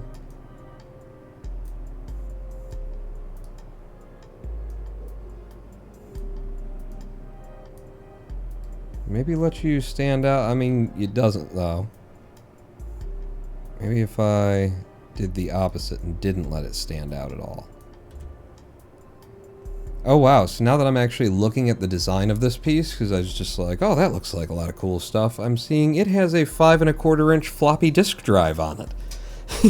I didn't notice that until now. But that, top right corner, is vertically a 5 1/4 inch floppy disk drive. It's got the little flap, the little catch flap and everything. You put it in. And then, is that a mystery cupboard? Is that what I'm saying? Is this a question mark? I don't think so, Pawn. I think it's just it's an arrow with a block. What the hell would that be indicating?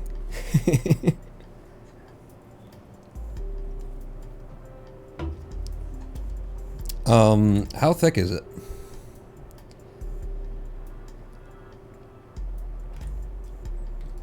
I'm just wondering if I could get away with really enjoying myself.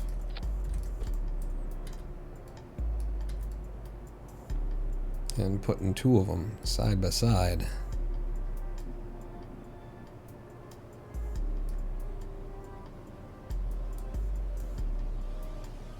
Make sure those lines line. Yeah, they line. At least on one side. The other side's got more of a bevel to it, so it doesn't. There should be a little bit of a thing popping out of the top of it for them to have the same depth. There it is.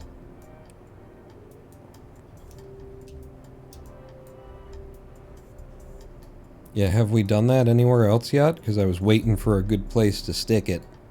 And I don't know if that's a good place to stick it, but I like it being stuck. That sounds lewd, and that was before I even said what I was saying here, because there's a little bit of a delay. It couldn't have been. Oh, 5 Sven. Time to go to my basement and get some 5 3/4 inch floppy disks out. Was it 5 3/4 inch or 5 1/4 inch? 5 1/4 inch? 3.5 inch, and then 5, I want to say 5 1/4, and not 5 3, but I could be wrong. But yeah, you've got some still? I think I've got a stack of 3.5 inches around, mostly like old driver discs and stuff like that. from the way back, from back in the day when I was a youth. I don't really know either, but I have like hundreds of them. You know that like there's nuclear. I think I like it better like that because the top line looks a little bit more balanced there. Like nuclear defense platforms in America that are well out of date and stuff like that still use, if not 5 1/4 inch, they're like giant versions, and it is a valid like technology security, IT security concept to put really valuable data, if it's small data, but really valuable data, on an incredibly outdated format or an incredibly customized format based on an outdated format, so that it's just like nobody has anything that they could read it with, you know? If they managed to sneak into the facility and get out and they were carrying this giant makeshift floppy that's not the right size of anything, they would then have to construct a magnetic tape reader that's circular, that's to the specifications of a device that no one's ever used before. And so it's, you know, as valid as having miles and miles and miles of firewall networking equipment between you and the internet is just to make the format that you keep your data on so outdated that nobody would be able to read it. 9-inch disc. Someone would have to call in and tell them to load the launch codes. Just like they have to actually like start the launch code operation up by like programming line by line basic, you know, just read from line 6. Yeah, I like that. I hope I don't look at it and be like, that can't be there. I'm looking at it and saying it's not quite right, but it's a choose your own adventure space because it's so impossible to tell what the hell's going on there. And now we do need something to fill this radiator space. And now I remember why we were using that radiator. Was specifically that this is our line where it's a good tight seal right now, but that's kind of artificial. I mean, it's been made that way. There is a docking port in here, and this is where where the balls would clamp to that hallway. So we can't do something that goes across that line. It can be on this side and it can be on this side. And so the reason we used that fold-out radiator was because we could put it here and then it could actually fold out, and it wouldn't be a problem going over that line. But we could just do something that goes over both of the lines. We're looking for something that is long and heatsink like. Which is probably what that actually was in the greebling there. Funniest thing, I was born well after the age of floppy disks. Me too. Yeah. So I don't know if we're going to have something that's like that beautifully heatsink looking.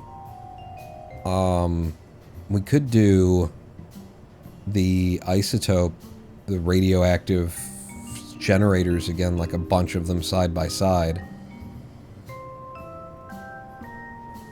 because they've got that everything going for them. Let me just put one down and then get the rotation correct on it. It's local rotation. And then from you could pull down like that and have maybe 3 wide, 4, so it ended up being 12 of them total. So yeah, you can go there. And then I am snapping right now. I could snap them all together if I could get the right angle. Like that. Ah! Except for you've changed your rotational orientation. There you go. And then off of you,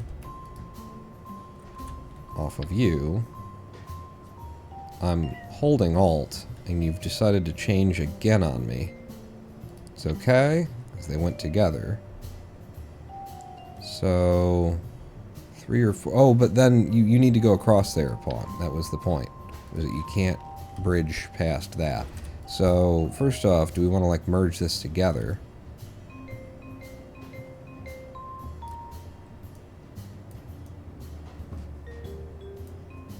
Okay, little texture tearing I can see.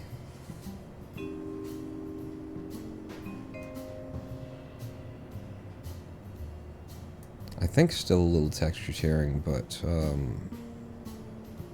I can't find it now, so I'm going to say if there is any, it's an acceptable result. So then we could line these up like right to the edge of that line. And then duplicate. Try and pick our spot.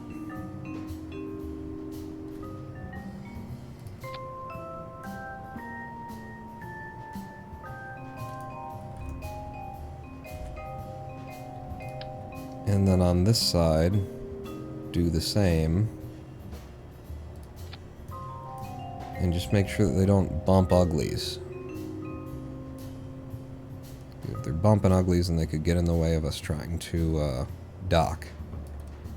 If we were to ever build this thing in space. I keep saying it that way because I'm deathly afraid of having to actually build this thing in space. Try and figure out a way to send all this equipment up and then assemble it up there. I'm not looking forward at all. Are you...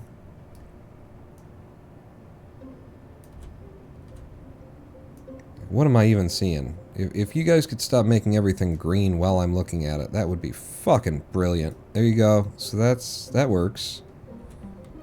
And then under you...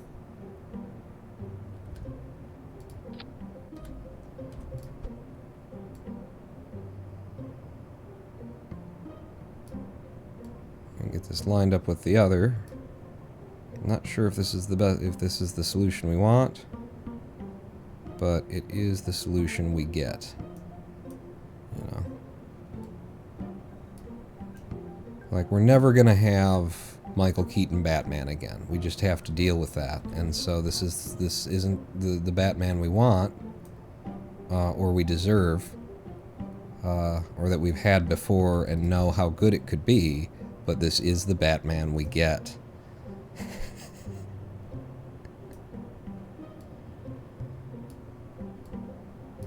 I will not entertain any notion that Michael Keaton is anything less than the best Batman.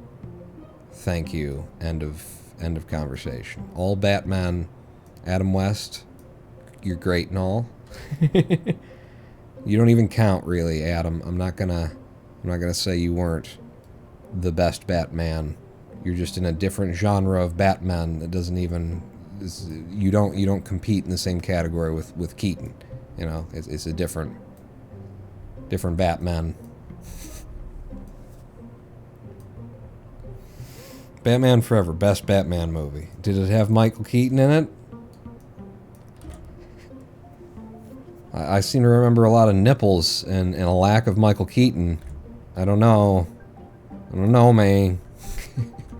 Let me, if I go to a snap, hold shift, this is local, and then I drive it in, we get just the fins, right?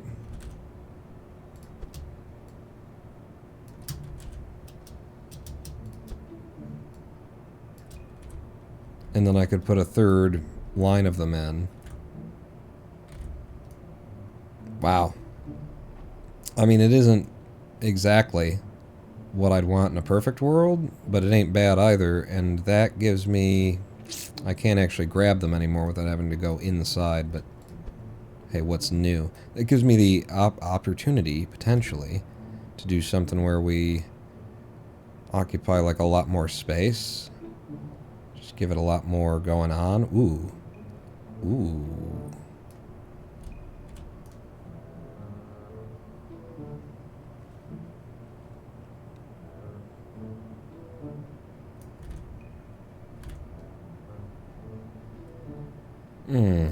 I'm torn on that. I'm torn. It's one with BDSM Catwoman, I think. I don't know. There were a lot of cat women. They were all a little into the kink. Which do you mean?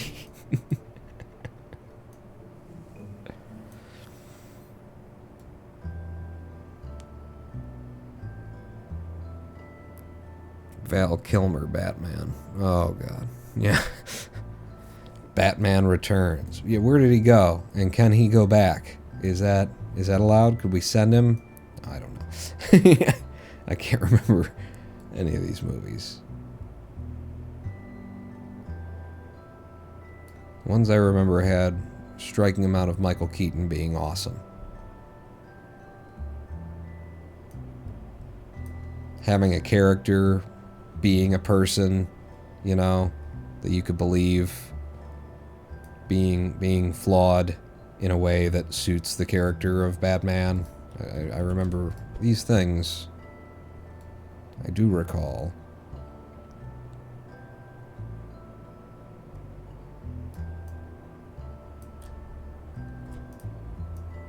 Am I too far gone on this, or is this a good idea? We're just trying to do this like radiator back there. This heat sink mount.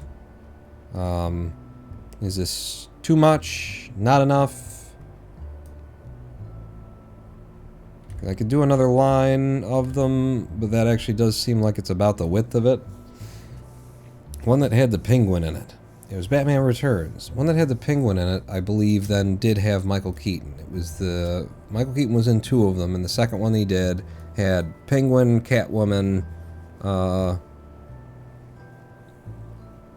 think there was a evil corporate jackass, but, you know, he was a side deal.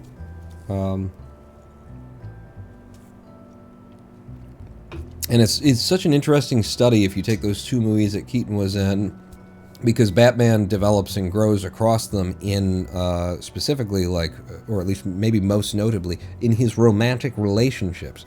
We meet Batman at the beginning, and he is, you know, this super loner with just his butler kind of a thing, and doesn't seem to really have people skills in interacting with them that well.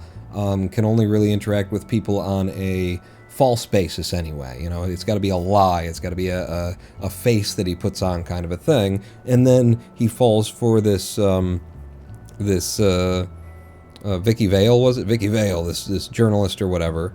A little bit is the thing. Like, he has a romantic relationship with her, and I think people have criticized that film for his romantic relationship and them just not having chemistry. And to me, that's for the medium and for what they're doing there, they had enough chemistry.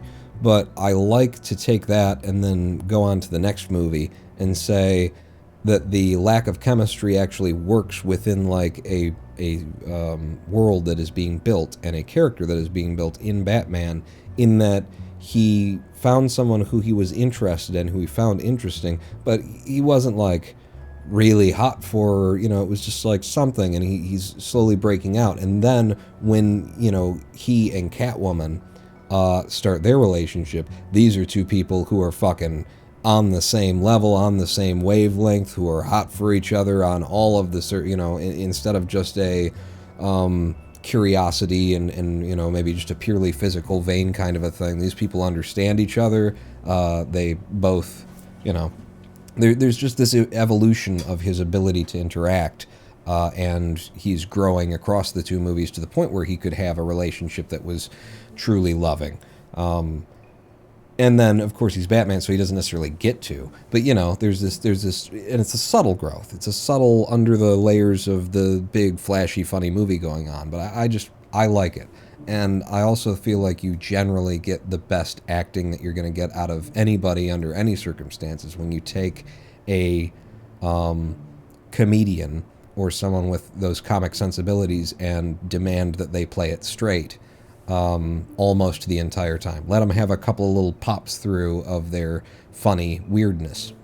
But, you know, when you put that shackle of drama onto a comedian is they got to where they are in their sensibilities through pain and sorrow and trouble and strife and trying to deal with the inability to understand what the fuck this world is around me and why these people, these kids at school or whatever, like why they like the things they like and why they hate the things that they hate and who they think is cool and who they don't think is cool and all that kind of shit, and it just didn't make any sense. And it's just a tapestry of defense mechanisms and vulnerability and trying to not be vulnerable and trying to have something that you can do to fight back against that. You know, it's all this darkness, ostensibly, is what I'm saying. There's this deep emotional dread that lies at the heart of every comic, that is like where it came from. And you can then separate the skills that you've learned from that and become a healthy person.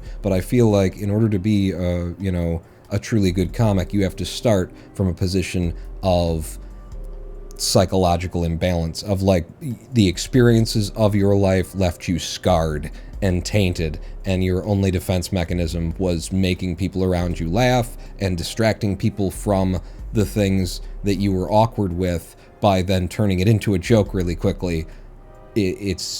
So all of that like deep, real human nuance, you tell a comedic actor to, you know, we're not doing comedy here, now act, and that just fucking pours out of them because there are just buckets, there are, you know, gallons and gallons and gallons of all of that has been stored up back there, and then we've got this public face where it's all about humor and entertainment and everything else, and then back behind it are the demons.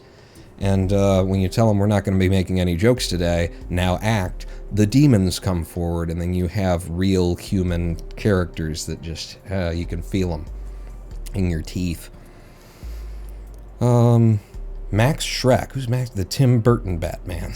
I'd say that it's not even a Batman movie, more like a Catwoman movie. Haven't seen the first one. I'm back from walking. Damn, how come I'm not a good comic? Says a cute shark. It depends on it's got to be a very specific kind of psychological abuse. Or a specific response to psychological abuse. It happens naturally, and then you're stained with it for the rest of your life. And you got to do some real hard work if you want to get clear of it. But, you know, if you don't want to do the hard work, importantly, you're left with a career of turning your trauma and abuse into other people's ha-has.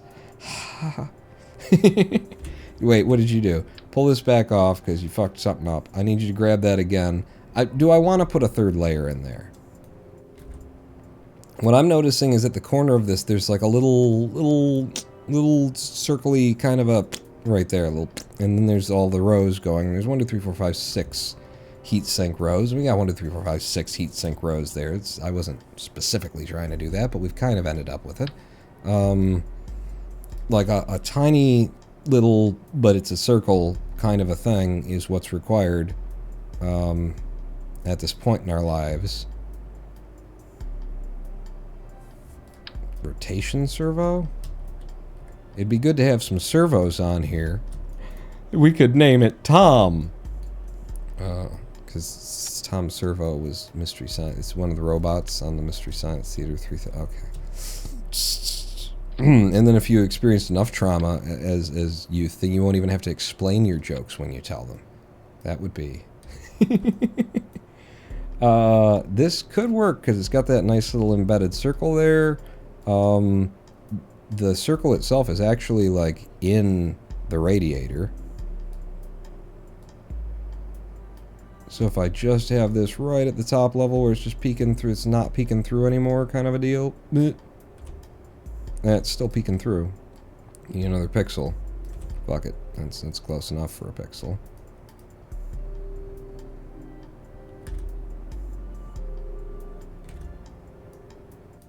It's too thin, is the thing. It's too thin. Once I put that on there, it's not what I wanted to do, but now I've done it. Son of a bitch.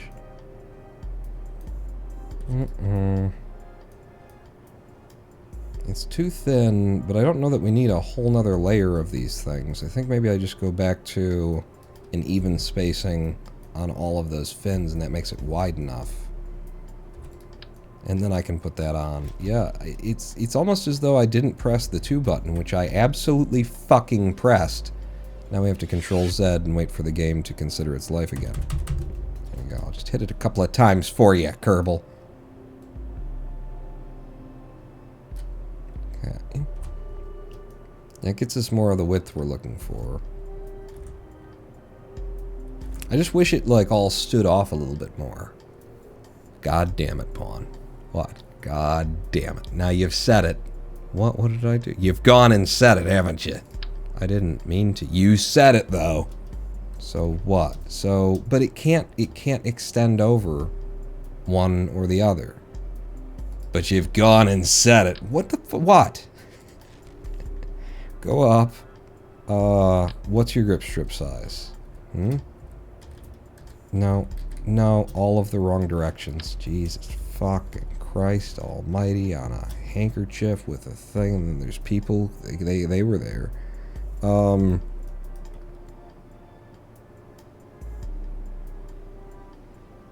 See, because then we could use the grip the gripple stripples, and then have these come up and out of them. They're a little bit larger than that. I'd have to just pull them back away from either side, I suppose. What would be if I used these size grip pads and then put a couple of them together? What are we looking at? Yeah, I think 4 of those would probably work out better. Fill the space more evenly. So, this is what I'm saying. Try and follow.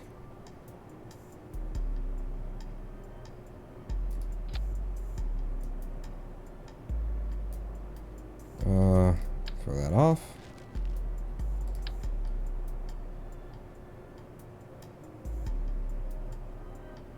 And again, very important that these two things don't, like, go over each other on the line. Head like that. I think I like that. If I can just move you out a bit more. So you're like all of those lines coming together as a middle raceway. Really like the look of that, actually. And then just gotta get the height right.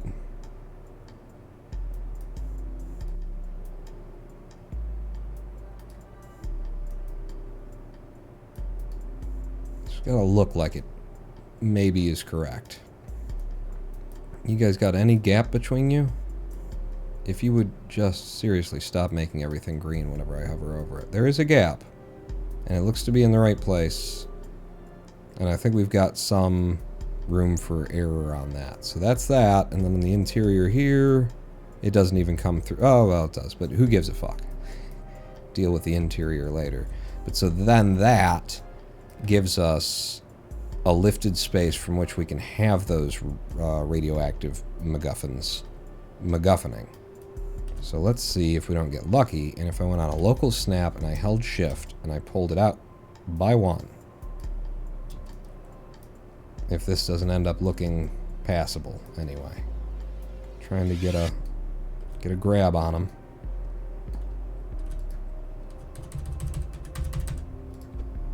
Just hit it a bunch of times. Hold shift, pull it out. And you're gonna have to go up, I think. But it's certainly greebling. If I held shift and pulled up by a tick. Yeah, probably not. I'm gonna have to do it by eye. No snap. Chew up to there.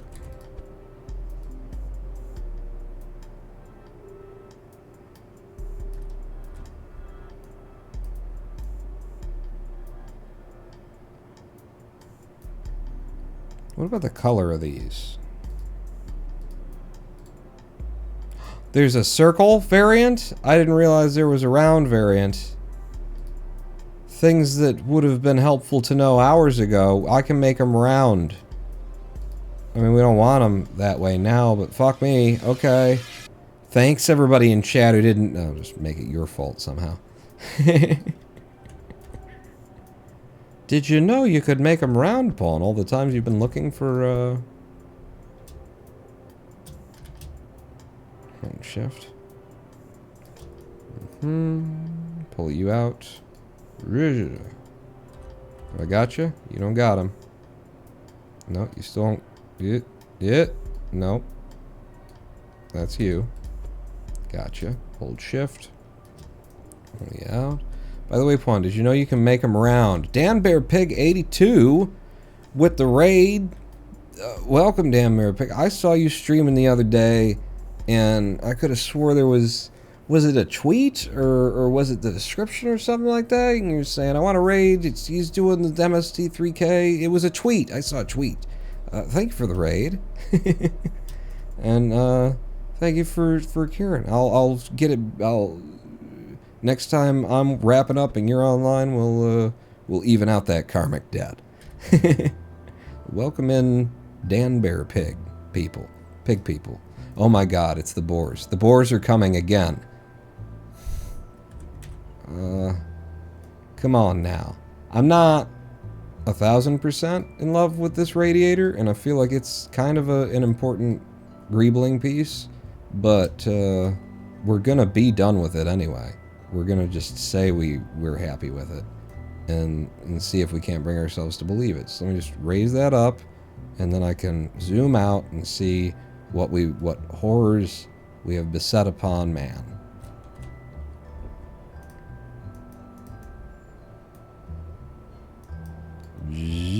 Pull it out a little bit more. Okay. There's no debt, no worries. Really? Did they pass the legislation? Oh my God, I don't have to worry about my FAFSA? Oh, thank you. Thank you. I paid off my FAFSA loan a long time ago, but they've eliminated college debt. You heard it from Dan Bear Pig first.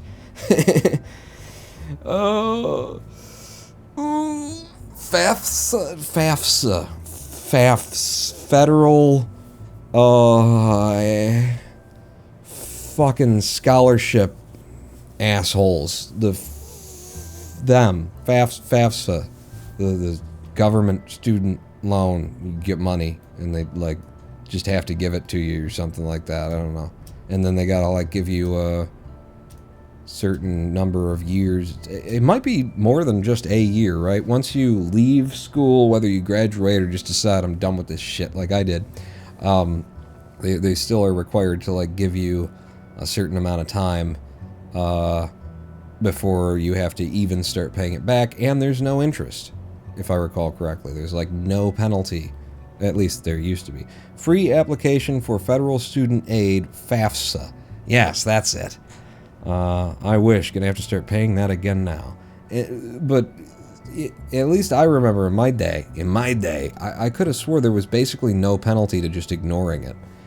At least the FAFSA side of it. I can't remember there being any like incrementing interest on it. It was just you owed this money and had to pay it back to them at some point.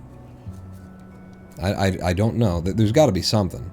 Pretty sure that's not a thing now. Yeah, because they wouldn't have allowed that. They wouldn't have been like, you know, you owe the debt, but you can't, you don't have to, we're not going to smother you in the doubt and concern, economic worry for the rest of your life with it. Why would we do that? We're your representatives. Why would we? Why would we just be like, you got the education, pay us back when you got the money? Why would we do that? So it's this little radiator. This is a reverse angle shot, but it's this little radiator that we're trying to, you know, fit in there. And so it's like not thick enough now, is it? I mean, it is, though. Like, when you look carefully at it, this area is in so much more shadow. It is very much just at the top, and it's skinny like that. And I wanted to give it some actual, like, radiator edges to it, but I also wanted it to have the squareness of the squaritude. I feel like it might be in that I can see, though. I don't... What is the problem? I don't know, but there's a problem. Like, if I held shift and just brought it up by one more back up to the top, then it's like there's no reason for that under bushing to even bush there, you know? We don't need that kind of bush around here. You know. What if I just yanked you off? And take that any way that you want to? No, what if I just took all of that off? Like, the fact that you've got the rear fins flat makes for a rectangular area, and then you've got the fins that pop up like that. I think I think the simplest solution is the solution, and that's the one we go with. It's giving us the lines and the ridges as close as we could possibly get to a heat sink style kind of a thing there. And then the last little bit was science. Was it science? What did I use before that I was like, yeah, that'll work? Maybe, no, it was robotics, and it was the small rotation servo had a very nice, and we were going to name this servo Tom. Had a very nice little like round bit to it. Yeah, that little round lift, at least in this model pack. That's kind of a cool thing that at the end of all of this, you know, if I can get somebody else to like load up what I've built here into something that doesn't have the restock pack in it, I get to see what it looks like in the stock Kerbal pack. Because all of these parts, none of the, I don't have any extra parts, as far as I'm aware, loaded in.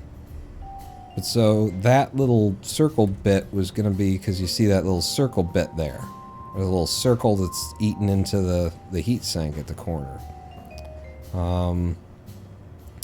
Gotta pay it if you benefit, says DanBearPig82. Not even from the US, and I know that someone would have figured out that's probably too nice of them to just be like, yeah, you don't have to pay that. Like, pay it when you want. No, that's... here, if your taxable income is above X, they take Y to pay it back. Ah, so it's ends up being like a lien on your taxes kind of a thing, which is definitely not the right terminology for American financial and government tax code. A lien on your taxes. But you know what I mean. Or you don't, because it's not making any sense. Either way, we've got content, so YouTube will be happy. We've made content here. How could YouTube be upset?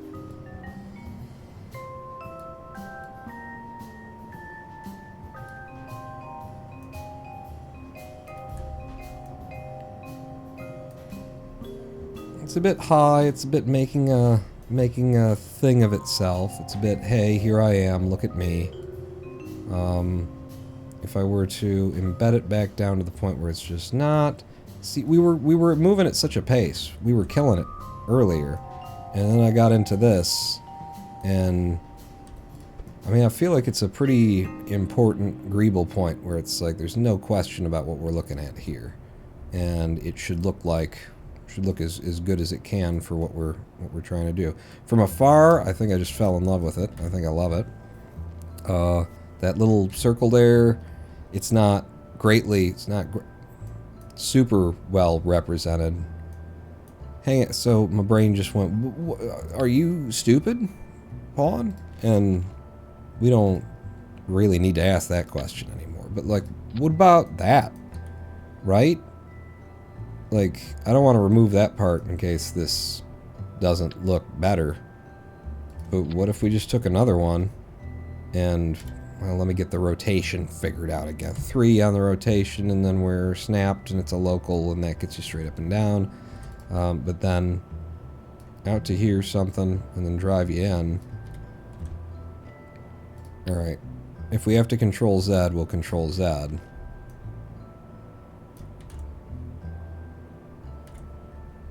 Like, it's an embedded circle. There's got to be some kind of representation of it. Oh, it's going to be so many control Zs if you want to go back. But if I, like, lined you up dead in line...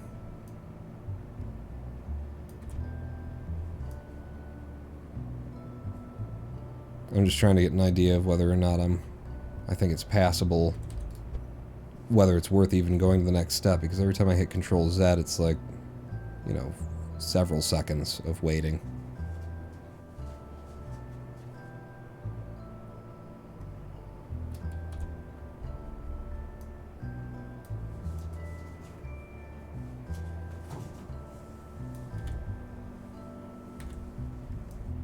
It's not a great representation of the whole. I don't like it. Control Z.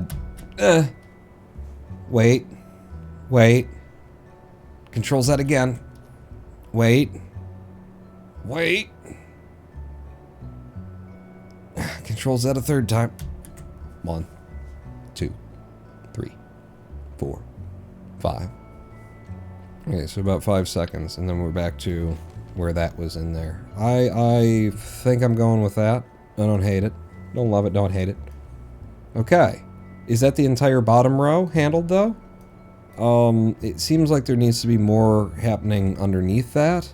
We don't have, like, clear visualization of what might be happening underneath that. This is content? No way. Yes, it is, technically. If X is equal to 1 million a year, then tax the shit out of them. That's not how it works. That's the opposite, though. That's that's not what we do. We do the other thing. Yeah, there's not a lot actually going on underneath the thing. The radiator that I'm seeing here, from any of them. Does it just mean that the radiator is thicker than I think it is and I need to make a whole nother layer? I disagree. Which is another way of saying I don't wanna. I think that, like, it would probably benefit from just having one of these that we made earlier.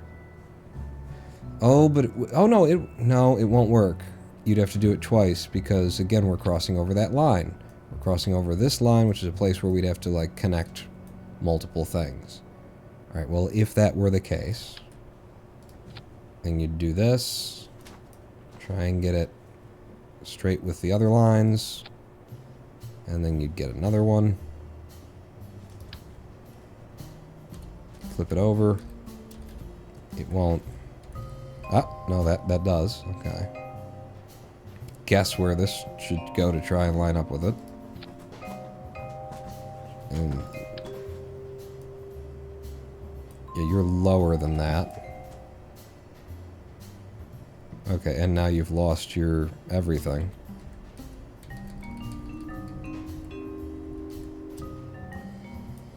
Not sure. Yeah, that looks straight up and down.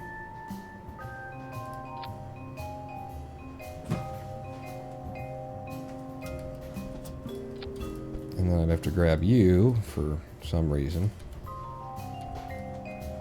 And try and straighten you out.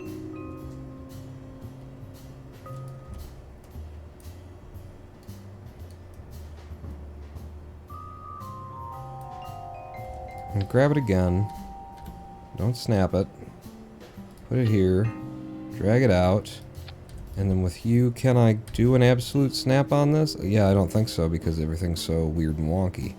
Why then? Why though? But you see what we'd have to do if this were going to be a thing. It'd be like that.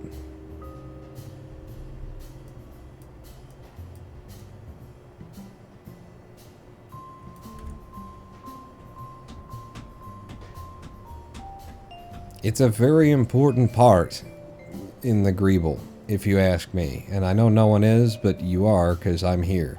And I don't like it. I don't like that. I don't like it. Nope. Don't need those underneath there. Fuck off. Fuck off. Fuck off. I think what we need is a live stream break. Some distance from it and then come back to it. Yeah. Yeah. Because we've been here 2 hours, 20 minutes now. So we're a few minutes overdue for another break. And stepping away will probably help, but I'm very happy with everything that we've got so far. And from this distance, I could live with that. I could very much live with that. I gotta go pee as well. Alright, and that's what we're doing. Everybody save. And we're all gonna go pee together. But, you know, separately. But we'll pee together, alright? Synchronize your watches. It's going to be 32 seconds from now. You can start peeing on this mark and mark. Alright, so 32 seconds is when we're all going to start peeing together. To the tune of Ben's... Oh, no, definitely not that. Wait, there's... How many... Wait, there's... I'm going to have to pee in my chair, apparently. Well, to the tune of Black Vortex by whoever Black Vortex... No, I don't like that one. Requiem for a Freak Fandango, pulling that out.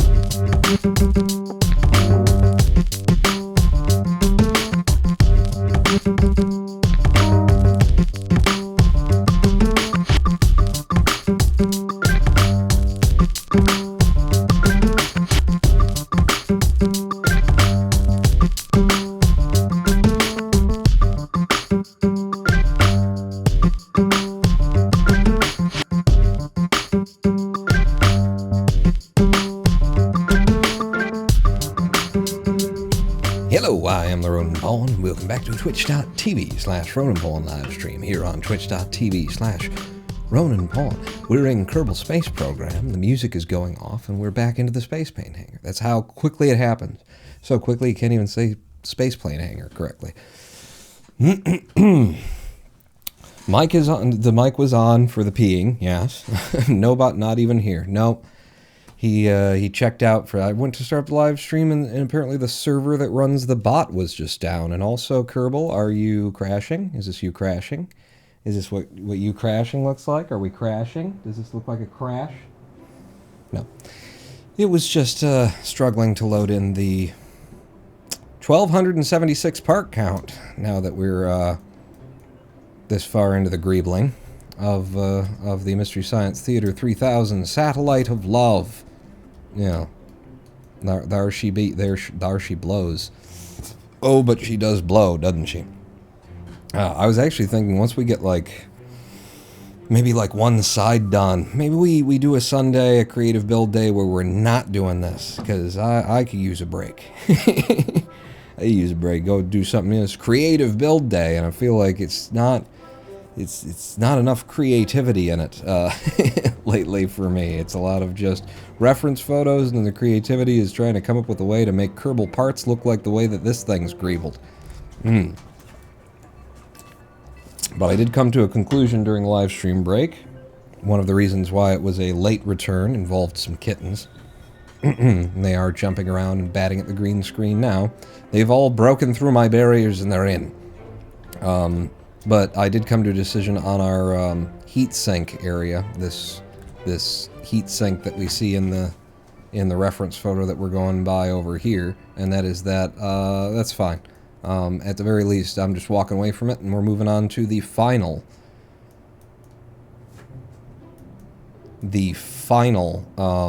corridor. That, and there's the ball. The final this section here is what we're gonna do. So top bit. Do we have a downward angle though? You know, where we can actually see with any good seeiness. Like, what's this really old version? That's way too low fidelity.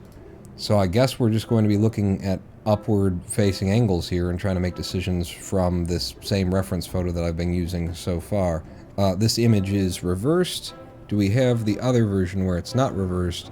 It's a little bit tighter though. So we don't see all the way down there, but let's not do things in reverse for a minute if we can. Alright, immediately this is easy stuff.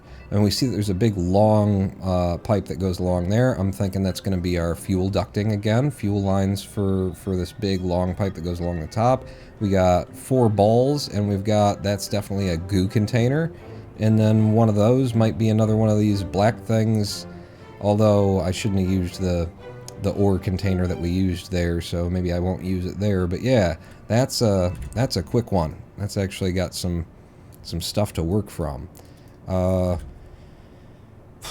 Slight issue of... No, you'll be fine. So get me a mystery goo container and get it at the right angle, and that's going to be this side of our docking port connection, because underneath this stuff is where it would dock together if it were going to dock. So you be in like about there. Yeah, that's that. Maybe a little bit higher. That's that. And then there's a bunch of little things there, and then a little bit higher, but nearly in line of that. Yeah, that looks like the right spacing is going to be our balls, and it looks like they're pretty big balls. They're going to be similar to these balls. So that's 4 of those big balls. That'll just be immediately the other side of things, and just a touch up. So 1, 2, 3. It took 3 licks to get to the center of the Tootsie Roll Tootsie Pop. So, I don't know why we got the 4th one here. Son of a biscuit, Mother Teresa. You know what I might just do, because that's going to be annoying to have to work with, is rip them all back off, give you a local snap, twist your rotation so that you are up and down, and then everyone that I copy off of that will follow that rotation. No snap, please. Try and line this up by eye the first time. I don't gotta play with translation tool nonsense. Yeah. That looks pretty good. Maybe a little bit up drift on this last one. And now it looks like the middle one has the updrift, so maybe it was the last 2 that had the updrift, and there we go. Okay, so we got those 4 balls to represent those 4 balls, and then underneath that we've got, it looks like 3 distinct things with a line running through them. We're going to ignore the line, but the 3 distinct things look like we could get away with anything, really. The grav max, the barometer. Do you have any coloration to you? Not really. I think I'm going to use the grav max just because we've used a lot of barometers nearby. So, spin you around, and then what's your reference? You're kind of between the balls. Betwixt the balls. 1, 2, 3. Not only you and me got 180 degrees, and I'm caught in between. It's a song about a menage a trois that was marketed at young girls. Well, about just being cool with menage a trois in general, you know. I mean, it's living in sin is the new thing. Whoa, are you in? That's what we're doing. And then there's the thing there. Really? Says a cute shark. You know, it thinks it is a good sound. Whoa, yeah, it's Brittany. Are you in? Living in sin is the new thing. 1, 2, 3. Not only you and me got 180 degrees. I mean, it's I'm not taking that out of context. I'm putting it into context. There's a ooh, no, not ooh, woo. Well, I mean, there could be a step on me, mommy kind of a thing. I don't know. Whatever you're into. We need a fire hydrant-y looking, like, this is the canister I used before for something that's similar, but it's too big. I'm going to go with it there, because why not? But it's more the size of a mystery goo. I just don't know that I want to use the mystery goo again, and now that I'm saying that, I think I want to use the mystery goo again. I think it will actually look good. I don't want to use the mystery goo again, is what I was... You didn't let me finish. What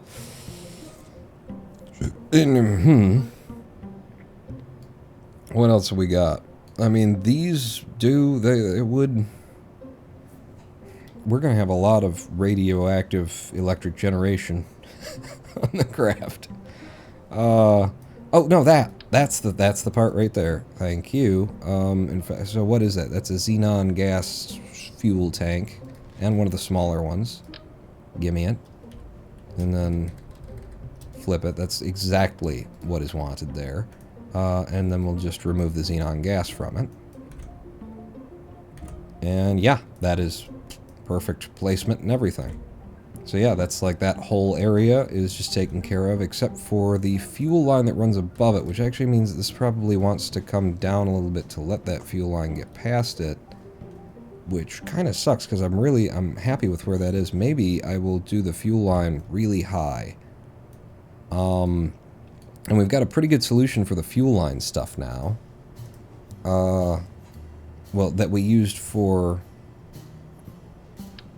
the struts. So if we go with that, and again we've got to be the other side of this part, this seam right there where we could be docking. But if I... that way. If I used this, and I had it good and high, it could even come like over the top and be kind of a triangle of a thing there.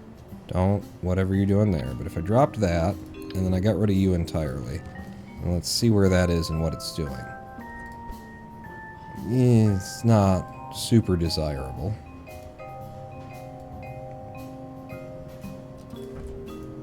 I don't hate that though. It merges with the line on the top and on the side. Well, let's make it merge with the line on the side. So good lines. And then from there, I should maybe be able to build a duct off of it. The thing goes a good far away. Let's say it went all the way to, I believe this is our seam where there's another docking port under it. You will let me do that. Awesome. And what's your alignment? Not far off. So you just need to come up. Is it up or is it in? Let me begin. I came to win. Battle me, that's a sin. So maybe... Can I move you out a little bit? Yeah, can you hear the kittens going crazy in the background? Because I can hear the kittens going crazy in the background. There you go. That would be it. And then we can change the color of that to black. What do we got? It's just going to be gray. Metal. Yes. Gunmetal even. It's not, it's just metal. And so that's this tube that's coming along there. And so that's all of that. And then what the fuck is going on there? Your guess is as good as mine, but I know what I want to use to try and replicate it, actually. And it's one of these. This is a little bit shorter in length than what we're seeing, but it does do the high to low kind of effect. And we could maybe double up on them. I think I'll try and double up on them. So where do you start? You've got some space between you and the next thing. So let me have it like at that line. And then there was like two of them, if there was like two of them though. Like, imagine if there was like two of them. And then the other one, was like deep in. And then the top one also wasn't like completely out, but was not as deeply in. A little bit more merging going on, maybe? I'd like it to be less standoff. It's a less standoffish. I'd like it to be lower to the thing. So maybe if I get rid of the blues entirely on that and then draw you down to the point where the pipes are going into that ducting. Yeah. Yeah, to represent that bit. And I see there's a little something up there. It's skinny, it's thin, it's gonna be a thermometer. I'm gonna grab a new one. Thermometer, and it didn't help. But you are doing what? You're coming off of the edge a little bit. You're kind of like bridging that space, okay? So, that. I could double up here. Like, how long is that piece? It's not that long, Pawn. You're good. Okay, and dropping it. Yep, pretty much there. Getting sleepy. That's what these live streams do to us all. All 27 of us, really? You guys need to get a hobby. No, thank you for coming out and viewing and watching the long and arduous process. Yeah, that's and then you're there. There's a much bigger gap between what we've got going on, and what they've got going on. I also do see that there's like a line going that way back to some kind of raised up piece there. I don't know if I'm gonna try and reproduce that line. I might go straight to that piece there and go straight to a barometer for it. Yeah, not my favorite. Maybe I make this a little bit longer by doing a 2 for back-to-back. Yeah, maybe. Where does it end? Yeah, it ends... It's over here. It's to the end of this thing.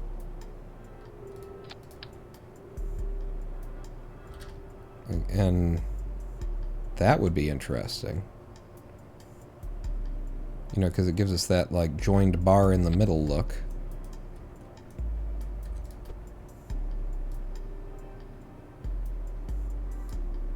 And that's about a 1 pixel away from where it would be perfect.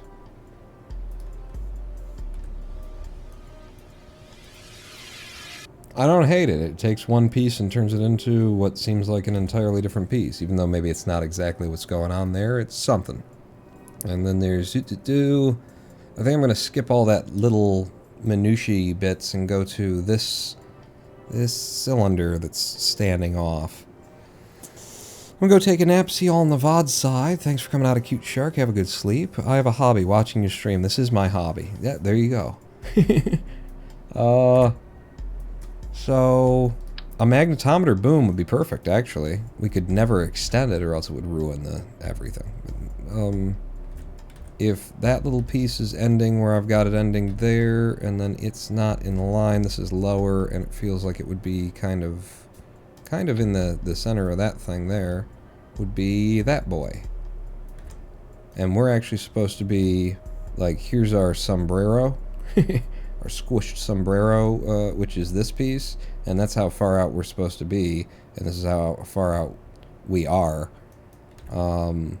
Yeah, if I'm looking at the reference of where this ends and where all of this stuff should have been. I mean, I guess it comes down to this being shorter. And then these two should be ending like here.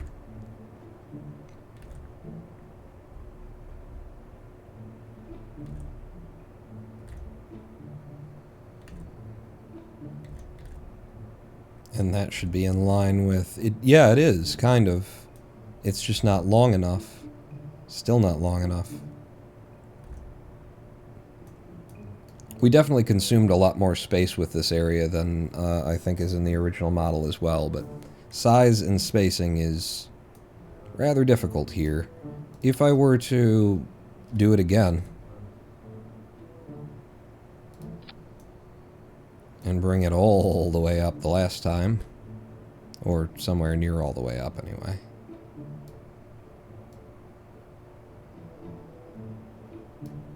And then, right before those tubes start to penetrate...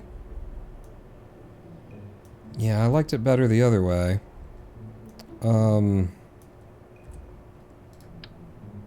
What if...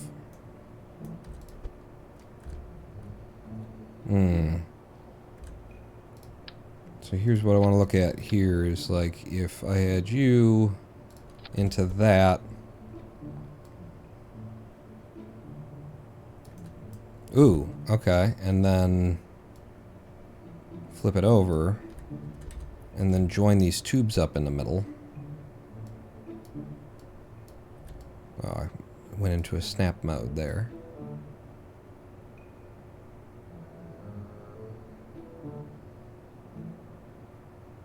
I could join them, or I could join them after they kind of dip back into the ship for a moment. I like the dip back into a ship for a moment deal, and then I can take you and slide you up and embed you so that you still aren't eating the pipes, but that you're eating the pipes. It doesn't give us all of the length that we really need to make that work. This bit is in line with you, and it is. It's a little bit off to the right anyway, and then there's the spacing that comes to this guy, and then where this guy is you start, and you do... I guess the whole thing could be moved down a bit. So you're in line there. You get the hell out of the way. Yeah, it was something like that that I liked. And then you back up here, and I do want you eating those pipes before they start to descend a second time into the ship. And that gets you to there, and it should be just past the last resistor. And it's in line with the last resistor, so that's a lot better. A lot closer to what we're looking for here anyway. Now I can just slide you out to there, slide you over to here.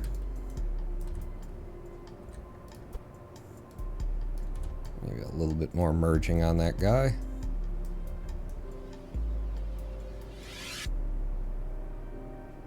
Yeah, okay. So that gets us out to, and then that one should be right above the second resistor, actually. I keep calling them resistors because that's what it looks like they greebled it with. Little ceramic resistors. I really would need to put this one on this side and leave the other one on the other side. So we'll slam you down, and we'll pull you over where we had you before. You'll be either side of the seam and meet in the middle. So you'll overlap the seam a bit, and then you'll overlap the seam a bit. And I was going to say, holy shit, did I actually put that on the second time in exactly the right place? And almost, within a pixel. No weird texture tearing going on? No? Okay. So then that's closer to where it's supposed to be. And then this thing is in line with, like, it's between the last two resistors. So you'd be way the hell out there. Yeah, because then this white thing here is going to be that. And the white thing there... we could actually match the color for once if we had it be a panel. Let's have it be a 3x2 in case we ever were to deploy it. Yep, you've just spun it on the wrong angle. Give me a new one. It's not that one either, it's this angle. Okay. And then we've got that white bit. It should really be a little bit closer to that white bit, but that is supposed to be directly above this. This is directly in the middle of that. I think I'm going to move that a little bit to the left. Because we are... That's another thing, is that because of the... the way that this would theoretically go together in space with the docking ports, it also means that this can't be center where it's supposed to be, which is center to the ship. So there's a bunch of little things going on with these being not quite where they were supposed to be. The spacing gets a little bit odd, but I think we're doing very well in terms of aligning everything to everything else. It almost slipped by me, but it didn't. So now we've got that space to fill, and it looks like it's about the right amount of space. There's 3 little somethings, little bumps, and then there's a little dot right there. Maybe with that little dot right there, I just grab one of our smallest nose cones, and then pick something in reference. You're diagonally down like that. So you'd be about there. Let's try and line that up with one of the other dots that's down here.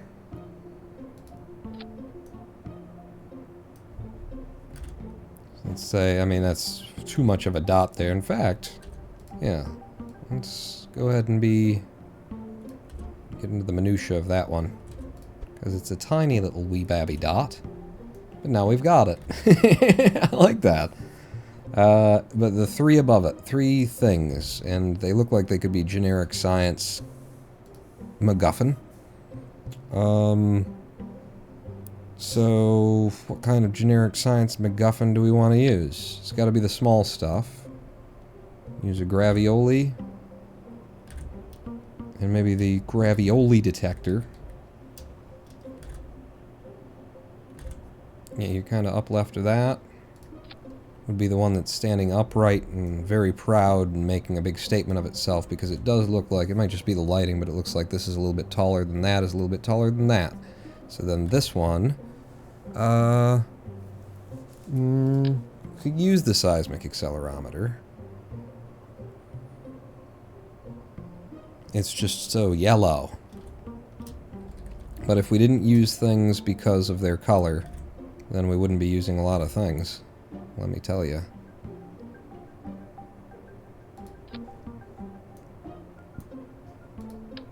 And then this one, yeah, horizontal instead of vertical on that. And like I said, it's a little bit less standoffish than the other things, so maybe we, yeah, we embed it like that.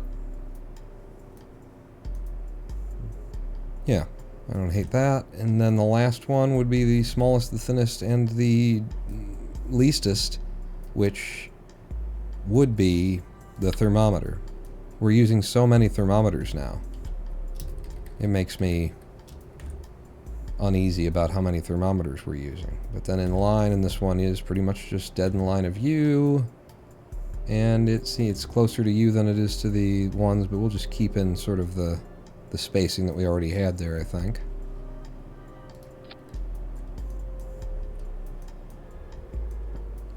And that gets us something. That gets us at least some basic greebles going. I think I'm going to pull you down, and you might stay where you are. Yeah, that makes for better lines, generally speaking. But I think we need to, these little grooves that are in there, we need to do something to fill in that space, and some light bars will work. So yeah, you're coming out from kind of the dead middle of that. Well, where are you in reference to the bump? I think the bump might need to be a little bit lower, but yeah, that's right. About there, and then another one from the bump, heading along there. And I might make that bump a little bit more bumpy. Into the right angle there, so that I can then drag it down a little bit more. Yes, sir. It's looking a little bit sparse up top, but I feel like it looks a little bit sparse up top in the original, so yeah.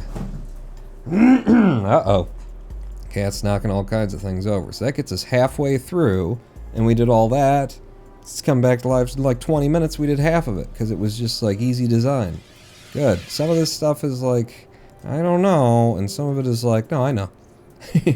No, I got it. That could be bigger. It's the correct size for our sombrero, so no, we're fine on that. I don't like it centering, though. A little bit lower, a little bit righter. I mean, by pixels, too. I'm talking about pixels. Yeah. So after that, we've got a very custom looking like hatch. You know, it looks like something that you could exit from and head out. It's got some ovularness to it. Some circle.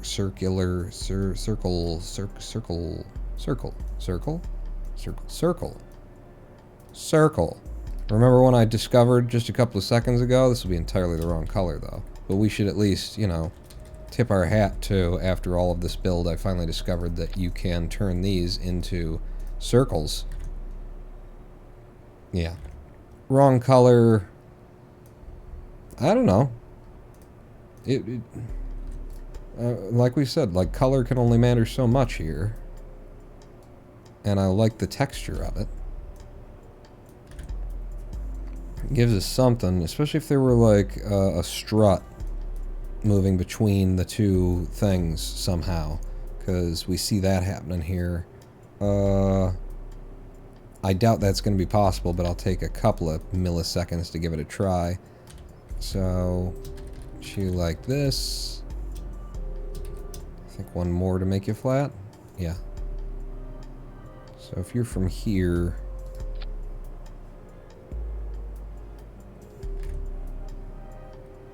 no, you do just attach to like that. Hey, it doesn't not work. There will be issues though. Get you straight on like that, because making these kind of adjustments to these kinds of pieces, it's not going to happen that way when it tries to re-snap it when it loads it into the scene, kind of a deal. It also seems like there's a lot more distance between these two than I've given it. You know, that it would be more like that.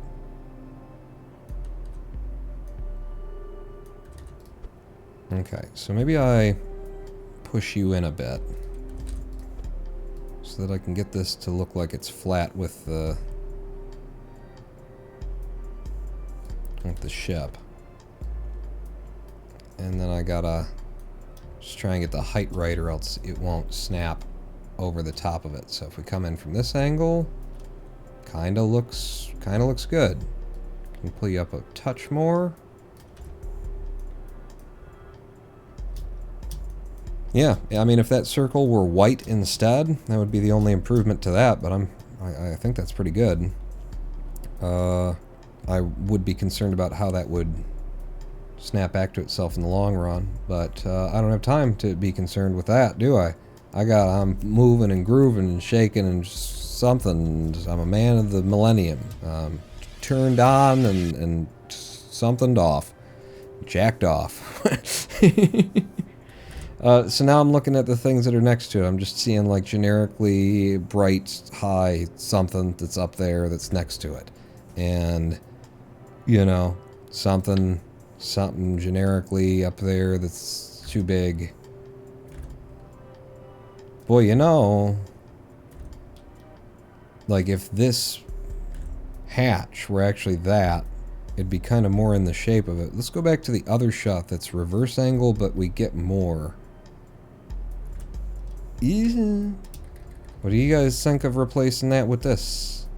And in fact, we wouldn't use the cool looking side that we're looking at right now. We'd use the uncool looking side that we're not looking at right now. We'd use like one of those. Use like the rear of it. Why do you not snap at that angle?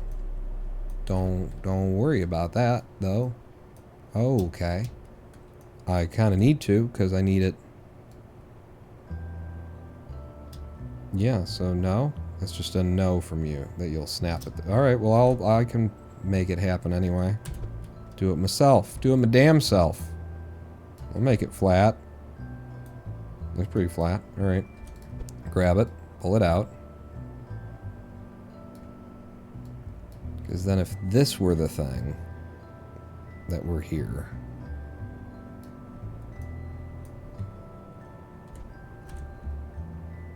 Huh? That looks way more in line with what's going on. Wish I could change the color of a strut. I can? Oh my god. People, and compact? People, when are you going to tell me that I can do these things? I can make the color of the strut white, I can make the attachment point compact, Holy spooples. I mean, if it would... Holy shit, that looks good. Oh my god. Deborah. Look at that.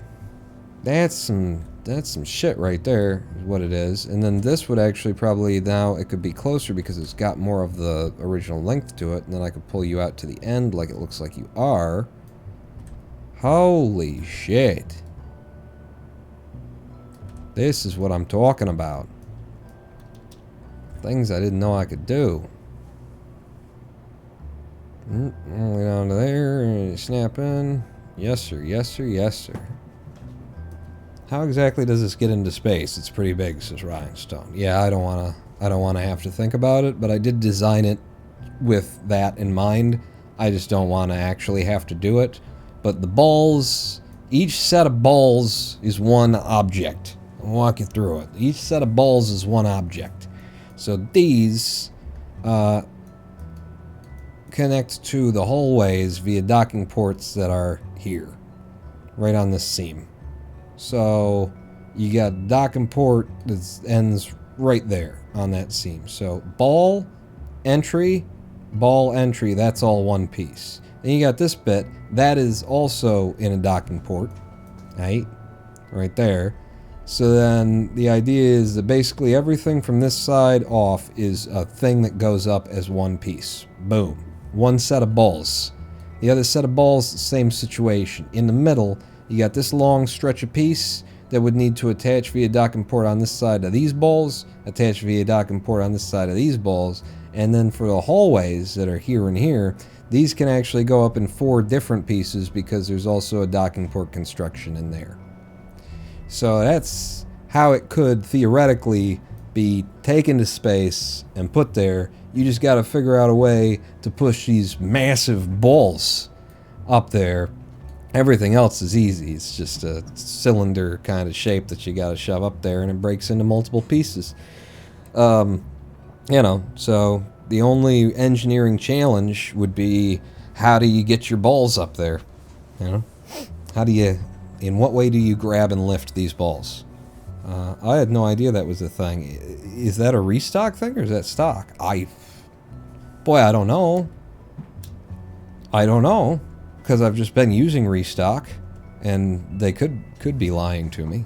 They might have been lying to me this whole time. Oh, Jesus, but if I clicked on you then and then changed you to the simple end connectors, oh, they look so much nicer. It's less up in your face, y'all. I mean, I assume that all they did with restock was you know, there's some remodels and some recolor textures, but I wouldn't think that they would be adding functionality of extra. They might, but I didn't think that they did. I would need to see evidence of, no, I don't. But yeah, that looks so good. That looks so good. Okay, save that and move on to the next thing then. What's the next thing then? I mean, I'm a little bit concerned about this actually still. I need to, in order to make sure that this would work in any way, I need to like put it on and then snap it there, like myself, kind of directly.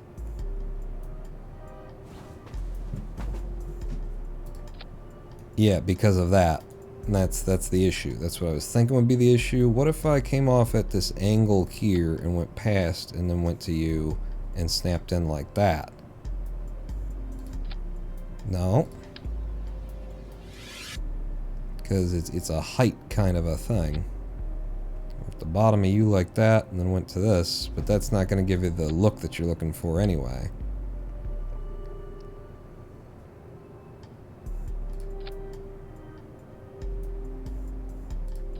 Yeah, because it can't get over its own model to get lower once it gets out to this point is the thing. So one of these, either you need to be higher, and if you can be higher, be fucking higher. Because, I mean, even in the original, that looks like a pretty chunky boy there. That's a little bit more chunk than the boy needs to chunk, but, you know, something like that. And then this guy would need to be lower. I could just remove this piece entirely at this point, although I kind of liked it under there. it was a little extra something. We'll put it back there by waiting for 5 seconds after I hit the Control Z button. There we go. And then we'll see about this. So how low can you go? Ooh, ooh, ooh, ooh, ooh, ooh, ooh, ooh, ooh, ooh. That's, I don't know. There you go. That's the one. And now give me you. And then I attach you corner. And then we come all the way back to this guy. And like that. And he will attach. And he will attach. Now my main concern should be trying to make sure that it's... Because it'd be great if I could then have this be the way that I want it as opposed to the way that it is. But that's a horse of a different color.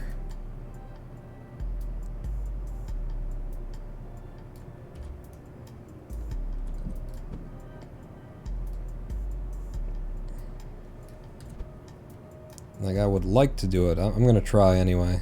I'm going to leave it in a state that I think will look cool and that probably works. So, if I do like that, then I can then do like that. And then accidentally rip it off and have to hit Control Z, and then how much of it did it remember? Hey, it remembered where I left it. Good. And I might just leave it, well, no, let's see about the height change. Yeah, no. Yeah. Can't go up.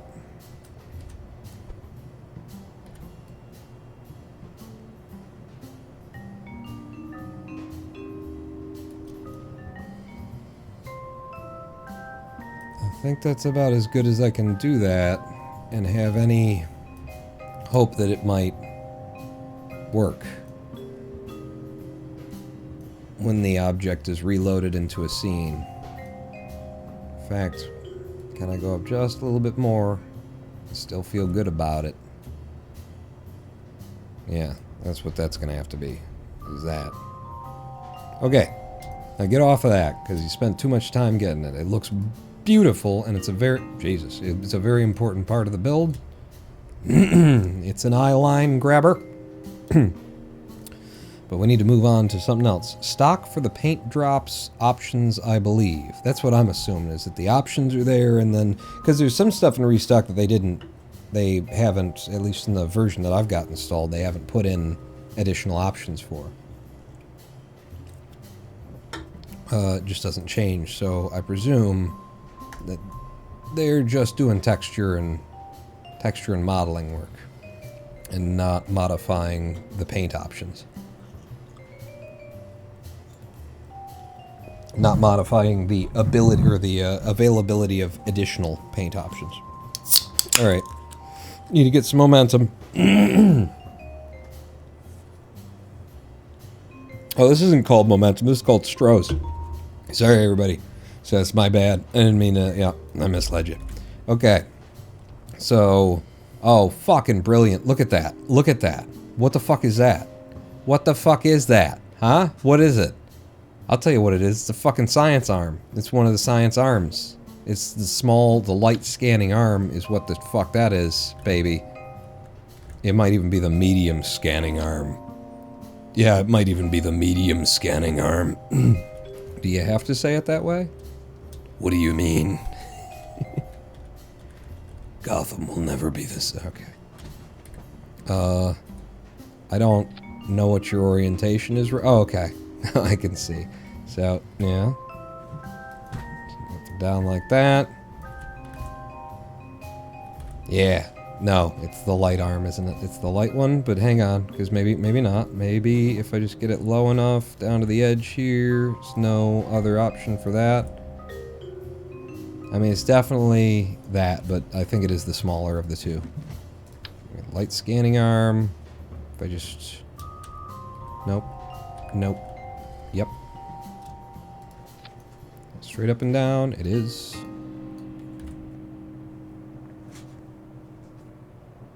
And then there is a bit of a gap between the two of them. Yeah, from the end of that to the end of that. Remember, it's reverse image right now. So from the end of that to the end of that. Fills the space pretty nicely. I'm good. I'm good with that pretty much exactly as it is. Maybe it could come up a little bit. No, if anything, it should be low. It should be very, very low. Seems like it's just sort of almost dangling over the edge. Yeah. Vessel is looking epic for your information. Thank you, the Light Guy 89. Yeah, I don't know, the medium... No. No. I mean, the medium is nice. I could go with the medium, too. I think it needs to be even closer. It's just... Okay. And then beyond that, because there is a little bit of something that's up in here, but we can ignore it. Because it's so greebled. There's a ball. There's a chunk of a ball there. And it's a very bally ball. It's more bally than anything else that we've been balling with. Like these little bumps of balls like back here. That's a bigger ball, is what I'm saying. That ball might actually need to be a ball, is what I'm saying. Like a stratus. Yeah. And it looks like it's pretty much in line with this stuff. Put you down, snapping, spin you straight, spin you flat.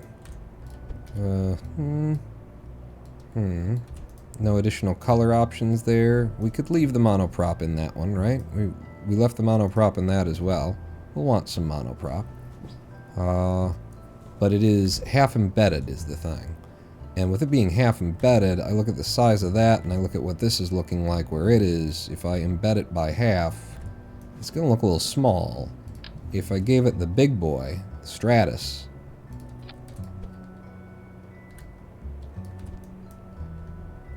is that Stratus 5, minified, and roundified? If one of them is, like, if this was the Stratus 5 and then they added the Stratus 5 minified, shouldn't it have been like the Stratus 5 roundified and then the Cirrus 5? Huh? Right? Right? Right? Come on, right? So if that ball's in there at that side, we see that, and then we see the scale from this direction. Yeah, I think it does need to be kind of... It's going to be a little bit out of scale one way or the other. I think it being too big is better, especially since we can make it smaller by just dipping it in a little bit more, huh? Yeah, just a touch more, I think. And then in and up. Ooh. Emiliano. Yes, Emiliano. Hello. It was a name that I was like, ooh, okay. Here we go. All right, gear up. This is why we get up in the morning. This is why we play the game. Emiliano. Yes, fucking nailed it. First try, every time. All skill, no luck. What do we look like from this angle? Yeah, that looks good. So then we got that, and then we got like some very, very pointy, standy, offy, just they're needle mounts. They're ionic generators. They're voltage stacking. Is there anything in the game that's going to be like pointy, needly bits in a row? It feels to me like the answer is yes. But, hey, would I be crazy? When are we looking at these pointy, needly bits? Would I be, how crazy would I be? A little bit crazy, because it's not a double stack of them, but do you see where my mind goes? Which should be, yeah, like that. They're not too tucked, they're out here, and then apparently I do this manually after attachment.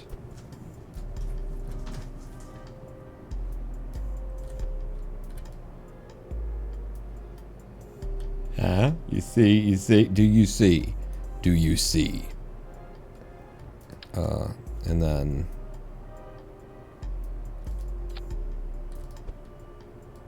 can we have a half snap so that they're all of equal height every time that I do that? So then get rid of the original. You. Drop another one down. I grab. half snap raise. They look like they're more than half snap raised, though. How can I go all the way? You can't go all the way up with it. Well, then, like a half snap raise seems like that could be the way to go.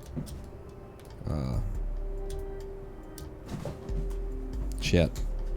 I'm distracted by the kittens, whom are behind me doing many a thing. Is this even a good way to go for this?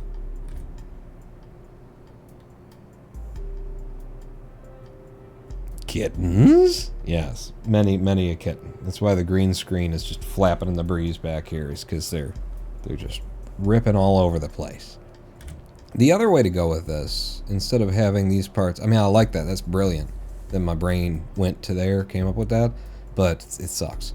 But it's brilliant, but it sucks. The other way would just be to have a bunch of communitrons, actually, and those will probably work just fine and look very nice. So how many have we got? I see 1, 2, 3, 4, 5, 6. I see 6 of them, and they look like they're getting pretty low. Like, shorty got low, low, low, low, low, low, low, low. I'm just gonna manually put them right on this line. I don't think there's a problem with that.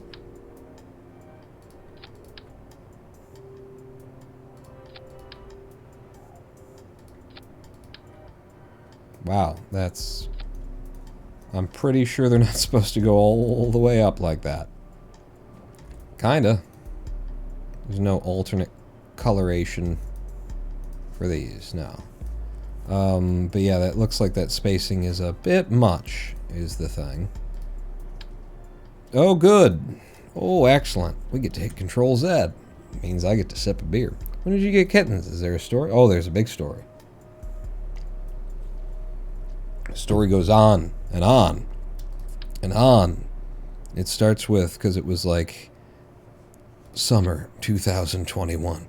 Not even been spring, but no, it's like summerish, and we had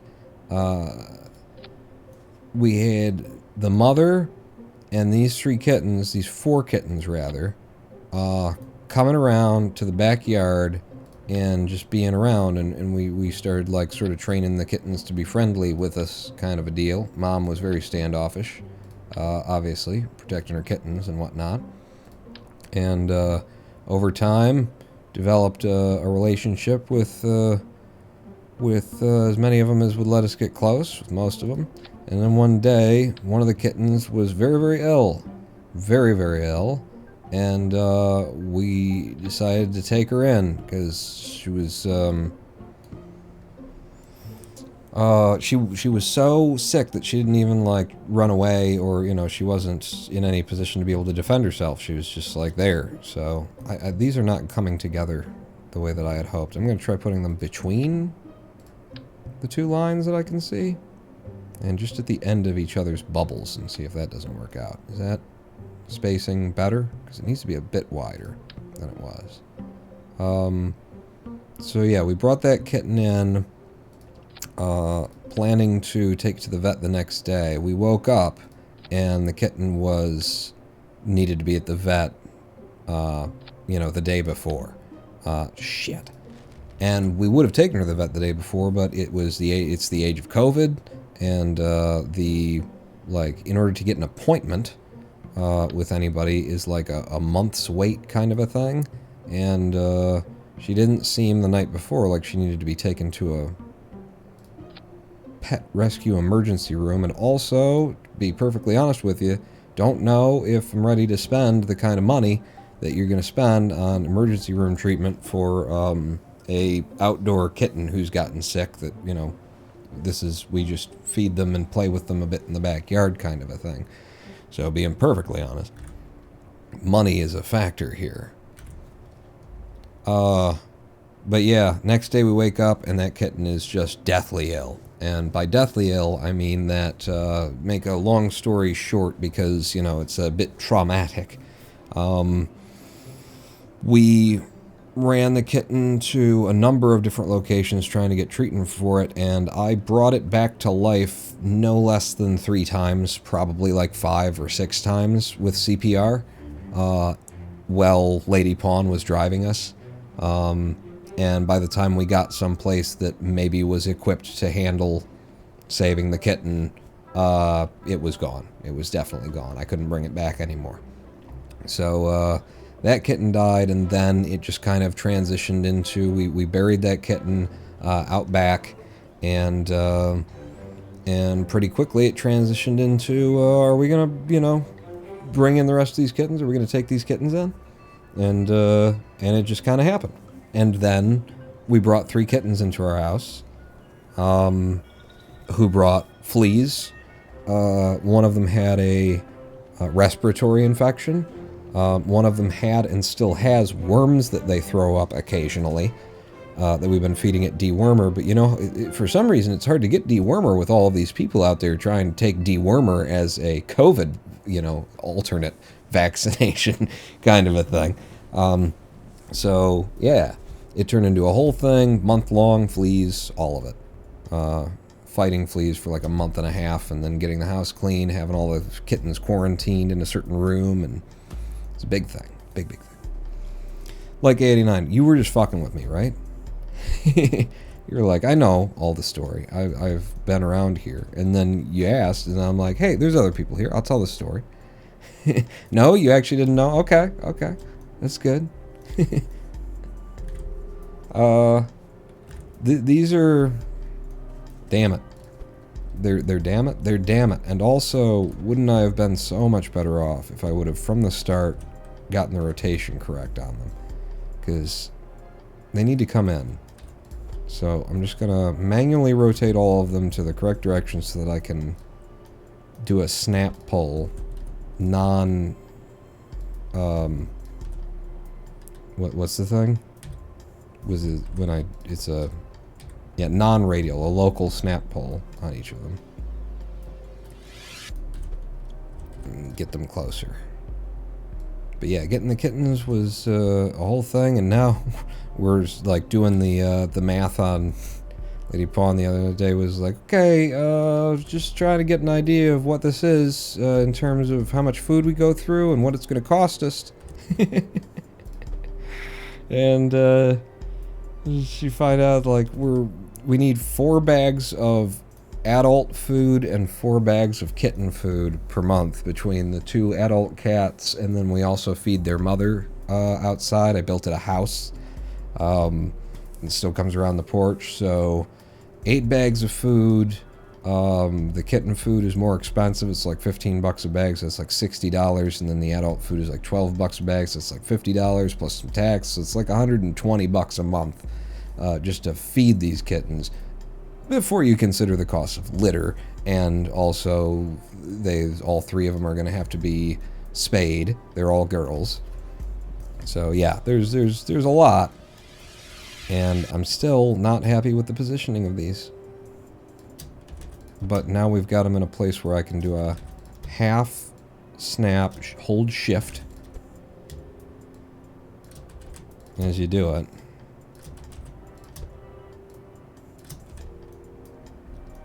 Okay, that's going to be that for those, because god damn it, I've spent too much time on it. I don't know what the fuck's going on out there at this point. I mean, it just kind of decays into what the fuck's going on out there, at least in this image. It might be another choose your own adventure point for us in the long run, because I don't know. If I pulled up this, it gets too bright at that corner to really see what's happening. I maybe see like a little ball, a little nubbin that we could do, but outside of like a nubbin or something, and then that's just a artist's rendering. That's also not the actual thing. Hey, here's a slightly less greebled model. Yeah. That's looking like it's going to be a choose your own adventure area. I've got to make my own. I just got to decide what I want to be out there. Well, looking at some things. I mean, we got these 5 standing up, and then I feel like we get more of something similar going on there. I would say that there's like a blade in the middle of it, and then 2 rounded ends, kind of a thing. So something in the middle that's blade-like, and then yeah, what the fuck would that be? I don't know. I described it though. Been working. I missed several streams. Oh, okay. Just I don't know. It seems to me like you're always here. So I don't mean nothing by it. I'm just surprised is all. With the grip pads again, if I change them to the circular variant, I could have my thin, flat, round madoodles, and it looks like it would be about the right size. So let's get it upright with a snap, and then pull you upright like that. And then because I'm going to need two of them anyway, we could snap these in, I suppose. Exactly sure where this needs to be. Let's have you there. And let's have you there. And then let me get out of the snap and try and line them up more correctly. Yeah. And then there's something like blade-like in the middle. Just a flat bit. There's not a lot of flat bits in the game. You know, there's stuff like that, but I don't want to make it. I would like it to be brighter if I could have it. What's the structural panel size? Man, you get all those.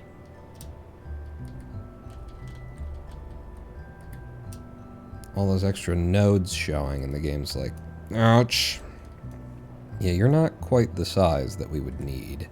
But if I go up to the bigger one, then it's going to be too big. I could do two and merge them together. You can't trust the system. Man. To help with the kitten's food. There it is. I was waiting if she was going to say it. Like Guy 89, $100 direct donation via Streamlabs to help with the kitten's food. Thank you so much, Like Guy 89. That's going to be needed. We're literally like, okay, so food stamps, you know. Thank you so much, Like Guy. Yeah. I certainly feel good that we decided to rescue these kittens, and yeah, I like all of them. They're all good. No, I'm just trying to, like, I don't want to seem in any way like this has been thrust upon me or that I don't like. No, these are my cats now.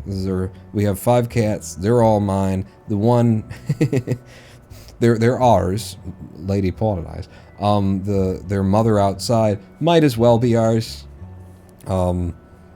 We just can't take her in. We can't have her inside.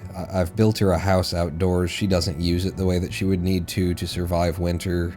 Well, I mean, to, like, be comfortable in winter hanging around our house. We've done what we can, and we're still doing more. What are their names? Okay, so we've got, Kelly is the leader of the group. She's the Michelangelo, according to the Vanilla Ice song. You know, Kelly is kind of the leader of the group. Tammy is the excitable, like, scout. If there's something new, something to be explored, something, you know, that's could be dangerous, she's the one who's going to go in first. And then Kelly is, you know, after Tammy proves it, she'll be in because she's going to take over. All right, you Moes, you know, that kind of a thing. So Kelly, Tammy, and then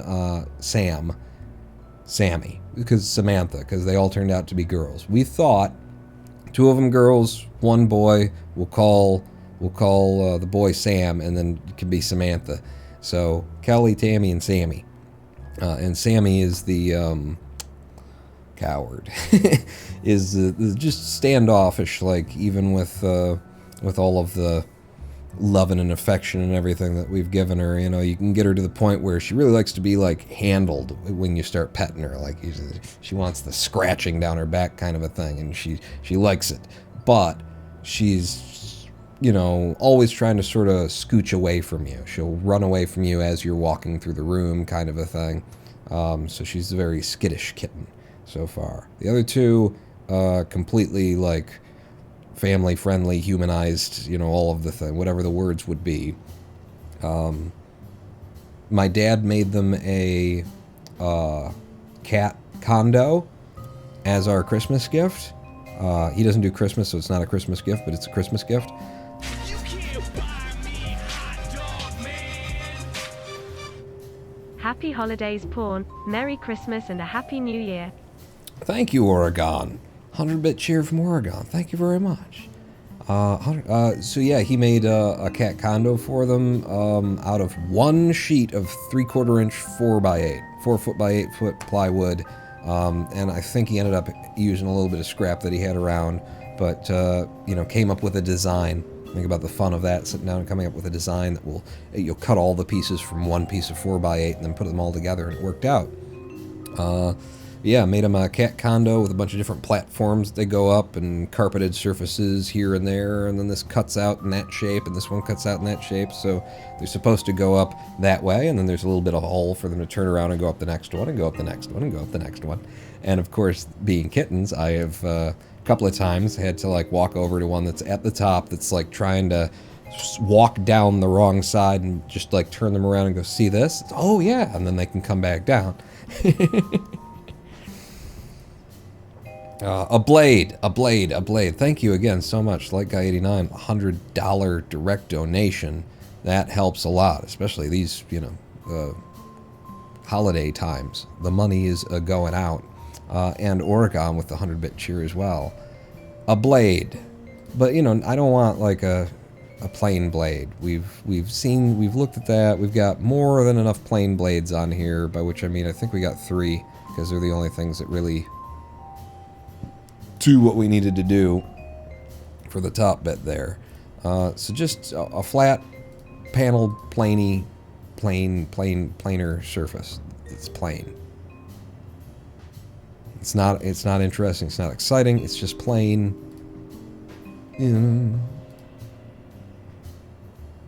Ooh. What about none of the panels because they're too big, small. Too small big. They're too big small. They would have to be the static panels if they were going to be made to work one way or another.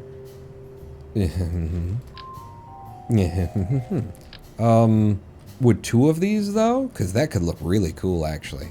Now that I've got it here and I'm looking at it, that could look really cool. So you and then another one.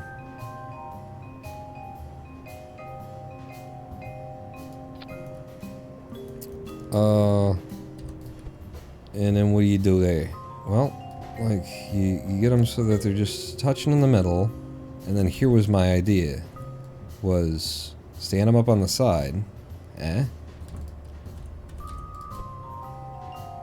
that would be the green angle, and just go in the opposite direction that I'm trying to twist you. There we go. And then a shift snap out. A shift snap out.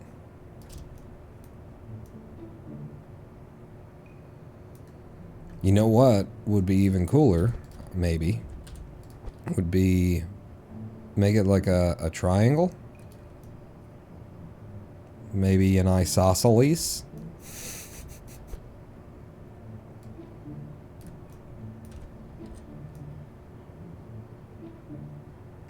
Yeah, so you would have to maybe, I don't think it's going to be a snap tick out there, but maybe like you can get it to the point where that's just penetrating out a little bit, and then you can do the same on this side for lining it up. No, you can't do it on that side. Don't worry about it. You just eyeball line it up like I was saying, just with your eyes, just pick the spot. Any weird texture tearing going on in there? No. Can I bring you in a little bit more? Yeah. Okay. And then the same the other side. Except, you know, not. Except the other way around. Boom. Boom. And then... Oh, but now you're going to be... Yeah, so I was actually smarter to be putting it back here. Let's see if we can't get away with it with a snap and a shift pull. No. No? No. You're sure, though? No. Is this even the right angle? Like, because I flipped them, are you supposed to be like that? No, I think it is the right angle. the correct angle. If I do go absolute at this point... Ooh, well then go back to this, shift it back in, then go absolute, then pull it out.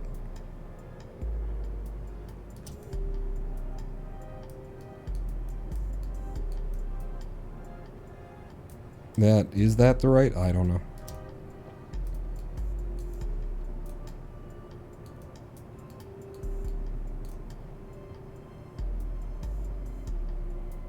That doesn't, none of this looks right. None of this looks correct. I think if I want to do this, then I have to start from a fresh panel. It doesn't have weird angles already on it. Drop you in there. And then on the green, are we snapping? Yeah, we're snapping. Get the angle that it looks like you need, which I think is that one. No. Needs to be one more. One more. If I shift it, that actually looks like it's the most correct. Damn. Okay. And then on the absolute, grab the red, drag it out. And again. Are you just floating in space at that point? What's going on with the bottoms of you? Like, you're just barely touching. I might give up on this just because I can't seem to, like, figure out what it is that I need to do to get where I'm trying to get with it. No, and then you fucking snapped, and now you're pissing me off is what you're doing. F off, C. No, F has got to be there, just don't snap it. And then pull you out to the height, and then push you up to the whatever else.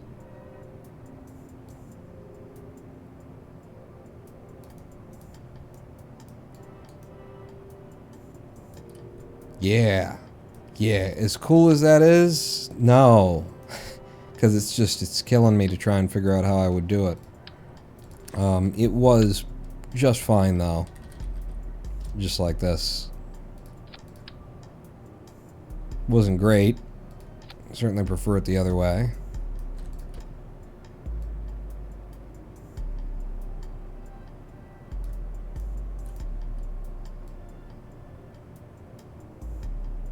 But this is a choose-your-own-adventure point, we decided, in the build. Because it kind of has to be. Why are you at different heights? You're both attaching to a surface of the same... It's the same surface, in fact. So how does that end up being a thing?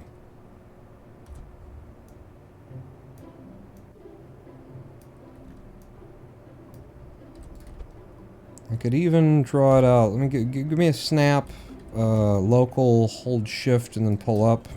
Snap, local, hold shift and then pull up.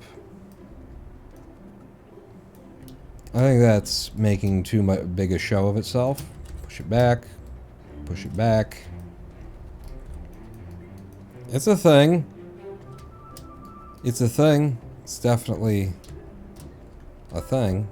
And then what about you going in a little bit more? Because I don't think you need to stand off quite as much. Yeah. So, what I'm looking at is that. That's what we just made. This is the row of, like, spiny points that are our antennas, and then you see what I was looking at and why I made it that way? Because I don't. One of us should. Probably. Somebody here. No, that's it. And that works okay. I feel like it needs more space between it and the thing over there, because there's another little row of something that we might just ignore that's there. Also, in reference to other things, like where are we now? Where's this ball? This ball is above this just panel. So I got that, and then we've got all this, and then the robot arm should be at the end of all of that. Fuck. Everything's got to move out. You're supposed to be over this panel, I think. Which is a bit problematic, because I don't want to go off of the piece that I've already, you know, built these on, if I don't have to. So can maintain the work that I've already done in terms of getting it in the right places and stuff. So that would put you over the top of some weird shit that's going on in there that's just before the radiator. And the radiator, yeah, so this is supposed to be out here.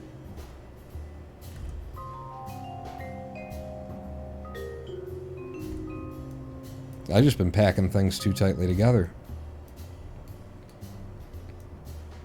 Generally speaking.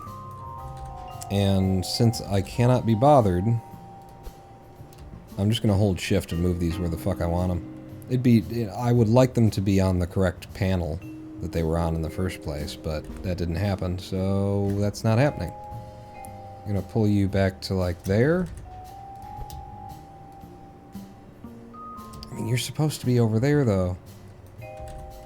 Let's put it where it's supposed to be and then work backwards and see if we can still get away with what we've done or if there's got to be some serious overhauls. So pull you out to here, and then the line of you would be in line with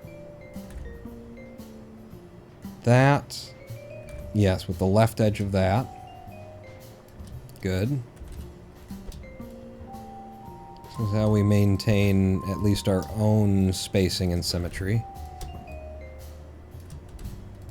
Is whatever we've done somewhere else, we just try and match it a little bit. So this line is in line with that. The ball is above that area, which is represented by these batteries.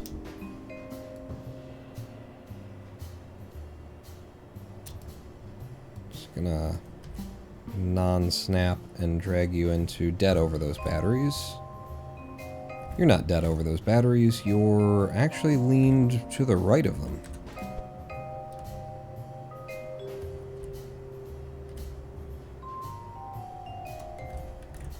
And then that's where the ball is over the batteries, and then this guy is right on the edge of the batteries, and so he should be there. I mean, you're okay to just pick up and move to the part you're supposed to be on.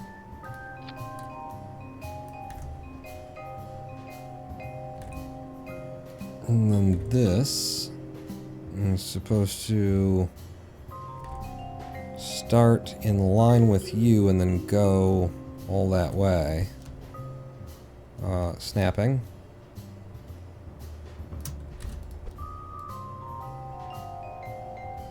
I can stretch this as far as I can and then no more.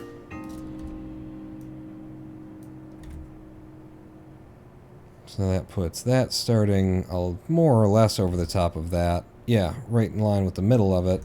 And then it's ending somewhere in the middle space there. Yeah. Yeah. See the spacing now, like it requires more inter-stuff greebling, perhaps. I mean, if you just take your eyes away from it, and then bring them back and don't like look specifically at what we've been working on and just let it all hit you. Do it again. Yeah. Comes together very nicely, works very well. Okay, we can carry on then.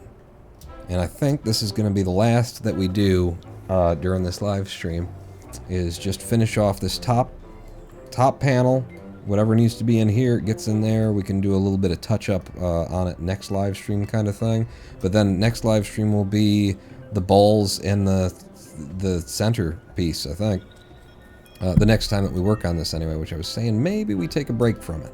I don't know. See where we are. I've also considered like getting to a certain point and then just doing it off stream, you know? Would you guys hate me if I finished it off stream kind of a thing? Because it's just such a little minutiae kind of thing. I feel like I'd get into a better flow and a better pattern, a better do. I'll tell you what, if it comes down to the idea of me having to replicate what we've done on this side, on that side as well, that's something I don't want to bring to the live stream. It's something I don't want to do at all in the first place, and definitely not going to want to make you guys watch as we duplicate. I don't know, maybe we'll do it all in the live stream. You never know me. Just putting some feelers out there, giving you an opportunity to file your complaints.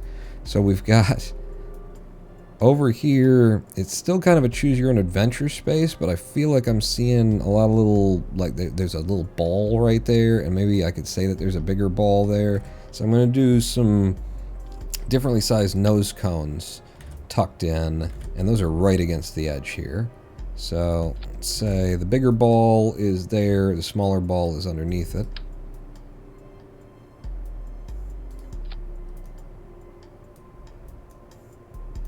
Yeah. Definitely choose your own adventure land, though. What else? There's something going on up there. Just trying to pick a way for my eyes to read it and choose what they want to make it. Give me some inspiration. I'm not really getting any inspiration from it. So everything at this point that's left should be over the radiator. Yep, and that's where we are. And this side of the radiator has just stuff on it that no inspiration delivered. Okay. Well then, let's look at the other things that we've already done.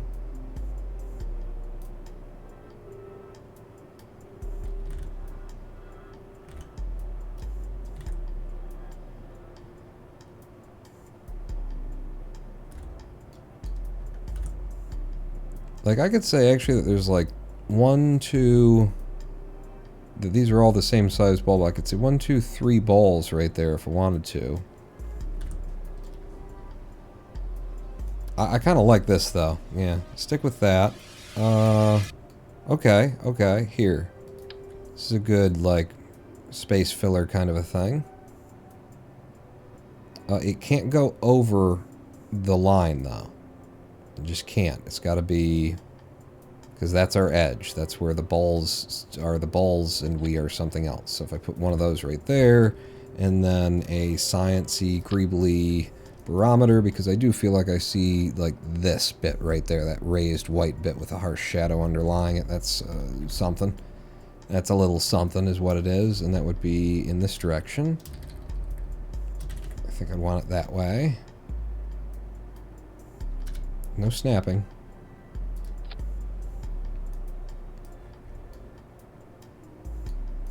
And yeah, that's definitely still very, very much a vacant space. Also, that thing that you said at the beginning of the live stream that you were just going to ignore, stop ignoring it. Because we're coming to the end of the live stream, and I don't want it to still be a thing that bothers me. That being in line with the other. Huh? In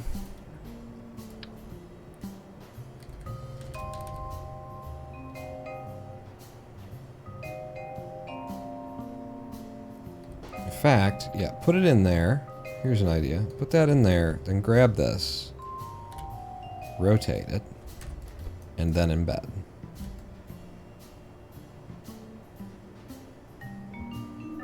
Place where the panel disappears, because I like it just being like, yeah.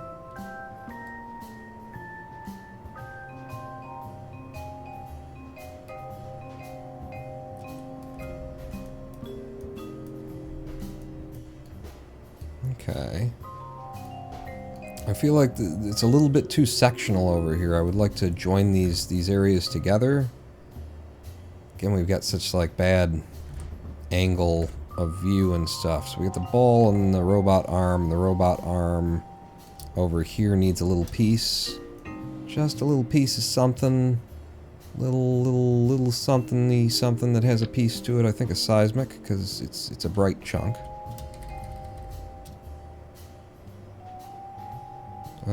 This isn't a splitting point, is it? No. So yeah, that to represent that little whatever raised bit that is. And in fact, if it's representing that, then it should be more kinda there. Kind of repeating. That's okay. If it's repeating, then it might actually make sense structurally. It's a device that allows us to calculate the something by the doodly doo-doo-doo. Is that too much of a nuisance for it to be the same thing? Visual nuisance? Well, if it were going to be the same thing, too, you should embed it a little bit. Because the other one is. Yeah. No, that's fine. That's fine. Ooh. Choose your own adventure with one of these. Navigation light. Having used them, I don't think, in any of the spots. And I said that I would like to kind of bring these locations together a little bit so that it looks less perfectly spaced into blocks and chunks. And we do have different... I can gray it, I can white it, or I can black it. The gray, the metal anyway, looks a little bit strong, like higher in the thing than the white. The white looks right against that. Yeah. And then there's a whole bunch of like lights on here if we were to turn them all on. That would throw some light on things. How is he going to yeet this into orbit? Alt F12 is a good... Ooh! Okay. But there needs to be like one little other thing here, and I think I know exactly what it is. It's another gravioli detector. But I think that's, like, we stood back and I looked at it, and I'm like, yeah, no, I think that's it.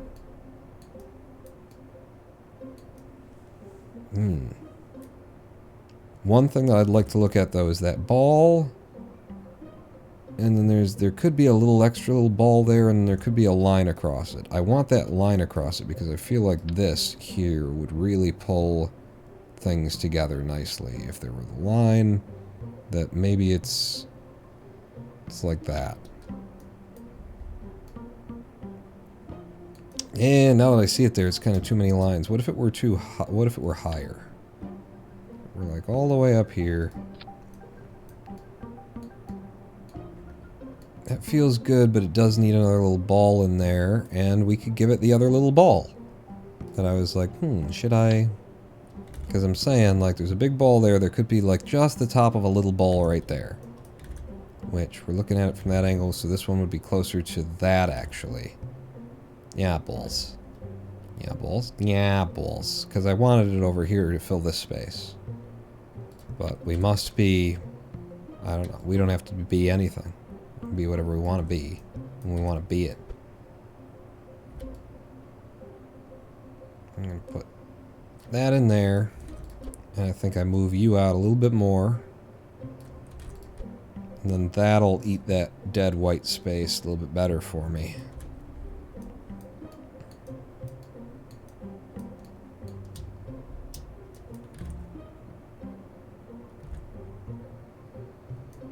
A little bit tighter on the ball.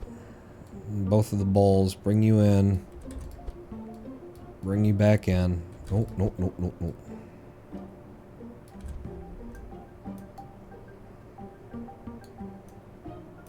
Yeah. I mean, just stop looking at any specific space. Look at the whole thing. Yeah. That's a save. And I think that's it. I think we're there. And we finished the greebling for the corridors anyway. There's a lot more greebling that can be done for this line, for the balls themselves. And also there is the entire other side of it. Which, because of the way that we made this, you couldn't just, like, symmetry, you know, both sides and have it go where you want it to go. No, that wouldn't happen. Although, now that we're here and done, and it would have been a good idea to have a long time ago, the notion of, like, building these corridors as banks of, you know, radial symmetry 2-time things, one either side that goes down, and then, you know, doing the same thing with every part that you place would mean that you would have a different, you know, you'd have that one here and that one here, and that would be fucking cool. That would have been a cool way to do that, because there is no, like, back side of the MST, the Satellite of Love, as far as I know, I don't see any imagery that suggests there's another side to the thing that's ever been seen or shown. And, you know, there may be, but it's either exactly the same greebled, or they only greebled one side of it and shot it from one side. Mikoyan Aerospace, what is that? Also, what scientific language are you speaking? The MST3K. This is the Mystery Science Theater 3000 Satellite of Love, upon which Joel and later Mike watched some of the worst movies of all time. La la la. As they were judged by Doctors Forrester and then later Pearl. Tortured for study and research sciences originally, and then Pearl was kind of just, I don't know what her motivations were. Rule the universe, not be killed by the ancient Greeks. It was, from episode to episode, she was just there, was the thing. Deep hurting. Deep hurting. But this is the thing. It's that. It's that. There you go. Mystery Science Theater 3000 Satellite of Love, and that's our version. Huh? Can't even tell the difference, especially if I zoom out, then I go down here, and I just tuck it into the corner so that you can't, because I don't want to open the don't want to open the browser maybe a little bit further back, and then down there, almost just a little higher. And then we need like just a bit of a, what do they call it, Dutch angle on the camera.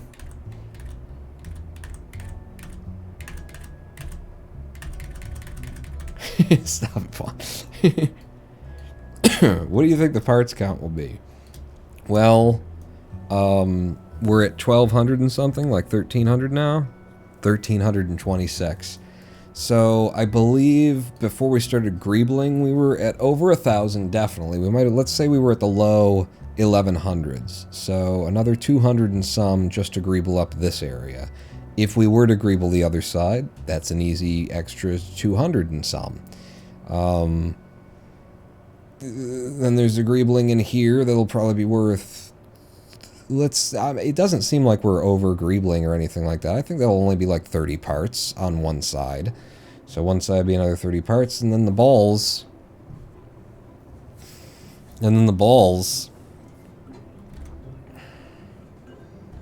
I was saying maybe the balls just don't get greebled. Because, I mean, the ball greebling is... look at that shot. It's a lot of highly specific things that aren't going to be easily reproduced, and it's way too many facets and sides, and I don't know. It's a lot. What would the part count be if we greebled up the whole thing? I say easily 2,000. I say it would come to 2,000. If all the balls were covered, both sides had all of the things that we're going to have, it'd be 2,000 parts. If we don't greeble the balls beyond, like, picking up some of, like, the major things, and then we just do the center bit. If we didn't greeble the other side of it, we gotta greeble the other side of it. We can't just have it be this on the one side and then not the other or something, can we? Kinda, I don't know, maybe. If we didn't greeble the other side... This is only going to be another 100. It'll be 1,500 parts. Yeah.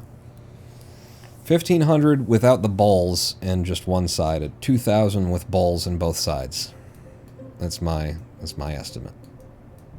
Because the other side is just... bleh.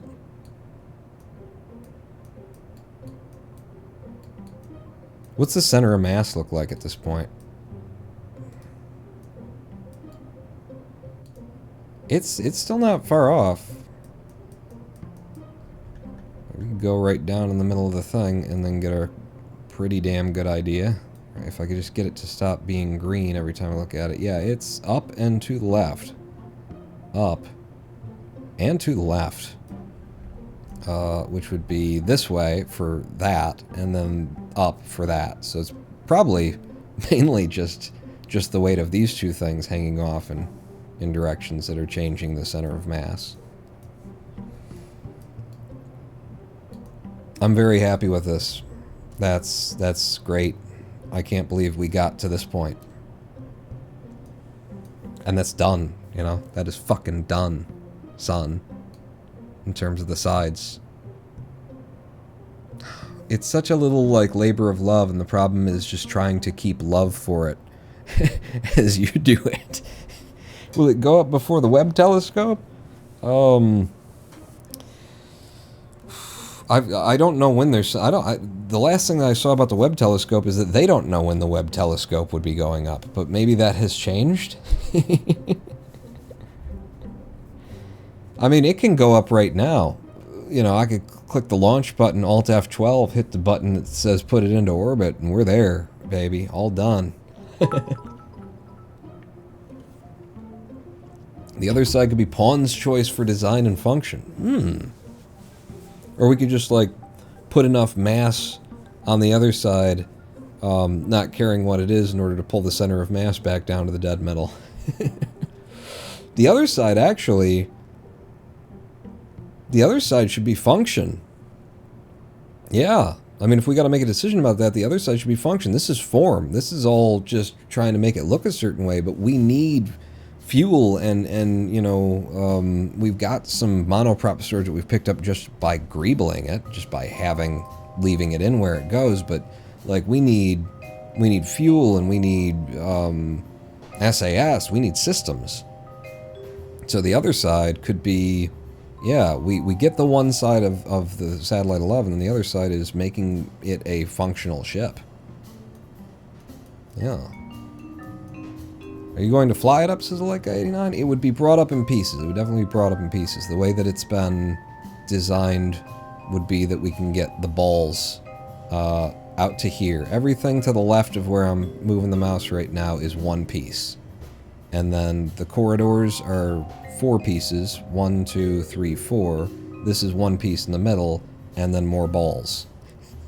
So there's 1 launch, 2 launch. You could take these up in 4 launches if you wanted, but you could probably stack all of them together and ship them up if you really put your mind to it. But you could put them up in 2s. So 1 launch, 2 launch, 3 launch, 4 launch, 5 launch. Done. So anywhere from 4 to 6 launches, I would say, is reasonable. 7 even. 4 to 7. Yeah. Need a giant robotic ape to throw it up into orbit 2001 style. Well, I believe if we look out the window, like somewhere over here, we should have like an obelisk of some kind. Hey, hey, hey, hey, hey, hey, hey! Watch it! We were... People like that are maniacs. They need to be taken off the road. We watched Thunderbirds. Oh my God, you guys gotta go to Tubi. It's free to watch on Tubi. Go watch Tubi and go watch Thunderbirds. The first one. If you haven't seen any of old 1965 Thunderbirds, watch the first one. It gets your fucking heart racing. And it's the slowest procedural kind of fucking Dragnet style. It's you know, less than Dragnet even, you know? It's like, we need to move that equipment out, Jim. FAB. And then like 3 minutes of models and marionettes. Not even the marionettes, just like the little models like and smoke and stuff like that. The tension that they build in that show. Watch the first episode, okay? If you saw the first one and you started on the second one and you skip the fucking second one, go to the third one. The third one's fucking, you gotta see it. You gotta see it. Thunderbirds, so good. On Tubi now. Alright, ladies and gentlemen, boys and girls, I've saved it, I'm saving it again. Thank you all for coming out. That brings us to the end of this live stream. 4 hours, 5 minutes on the dot. We're actually closing down at the right time, and we're done with one side of one part of. There's more steps, but I feel very accomplished in what we managed to do for the Satellite of Love today.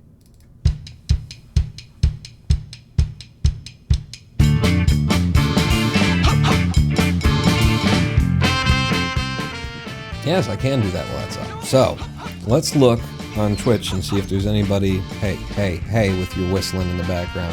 I'm just going to look and see who else is streaming Kerbal right now. And see if there's anybody we want to raid. We don't got to raid people, you know.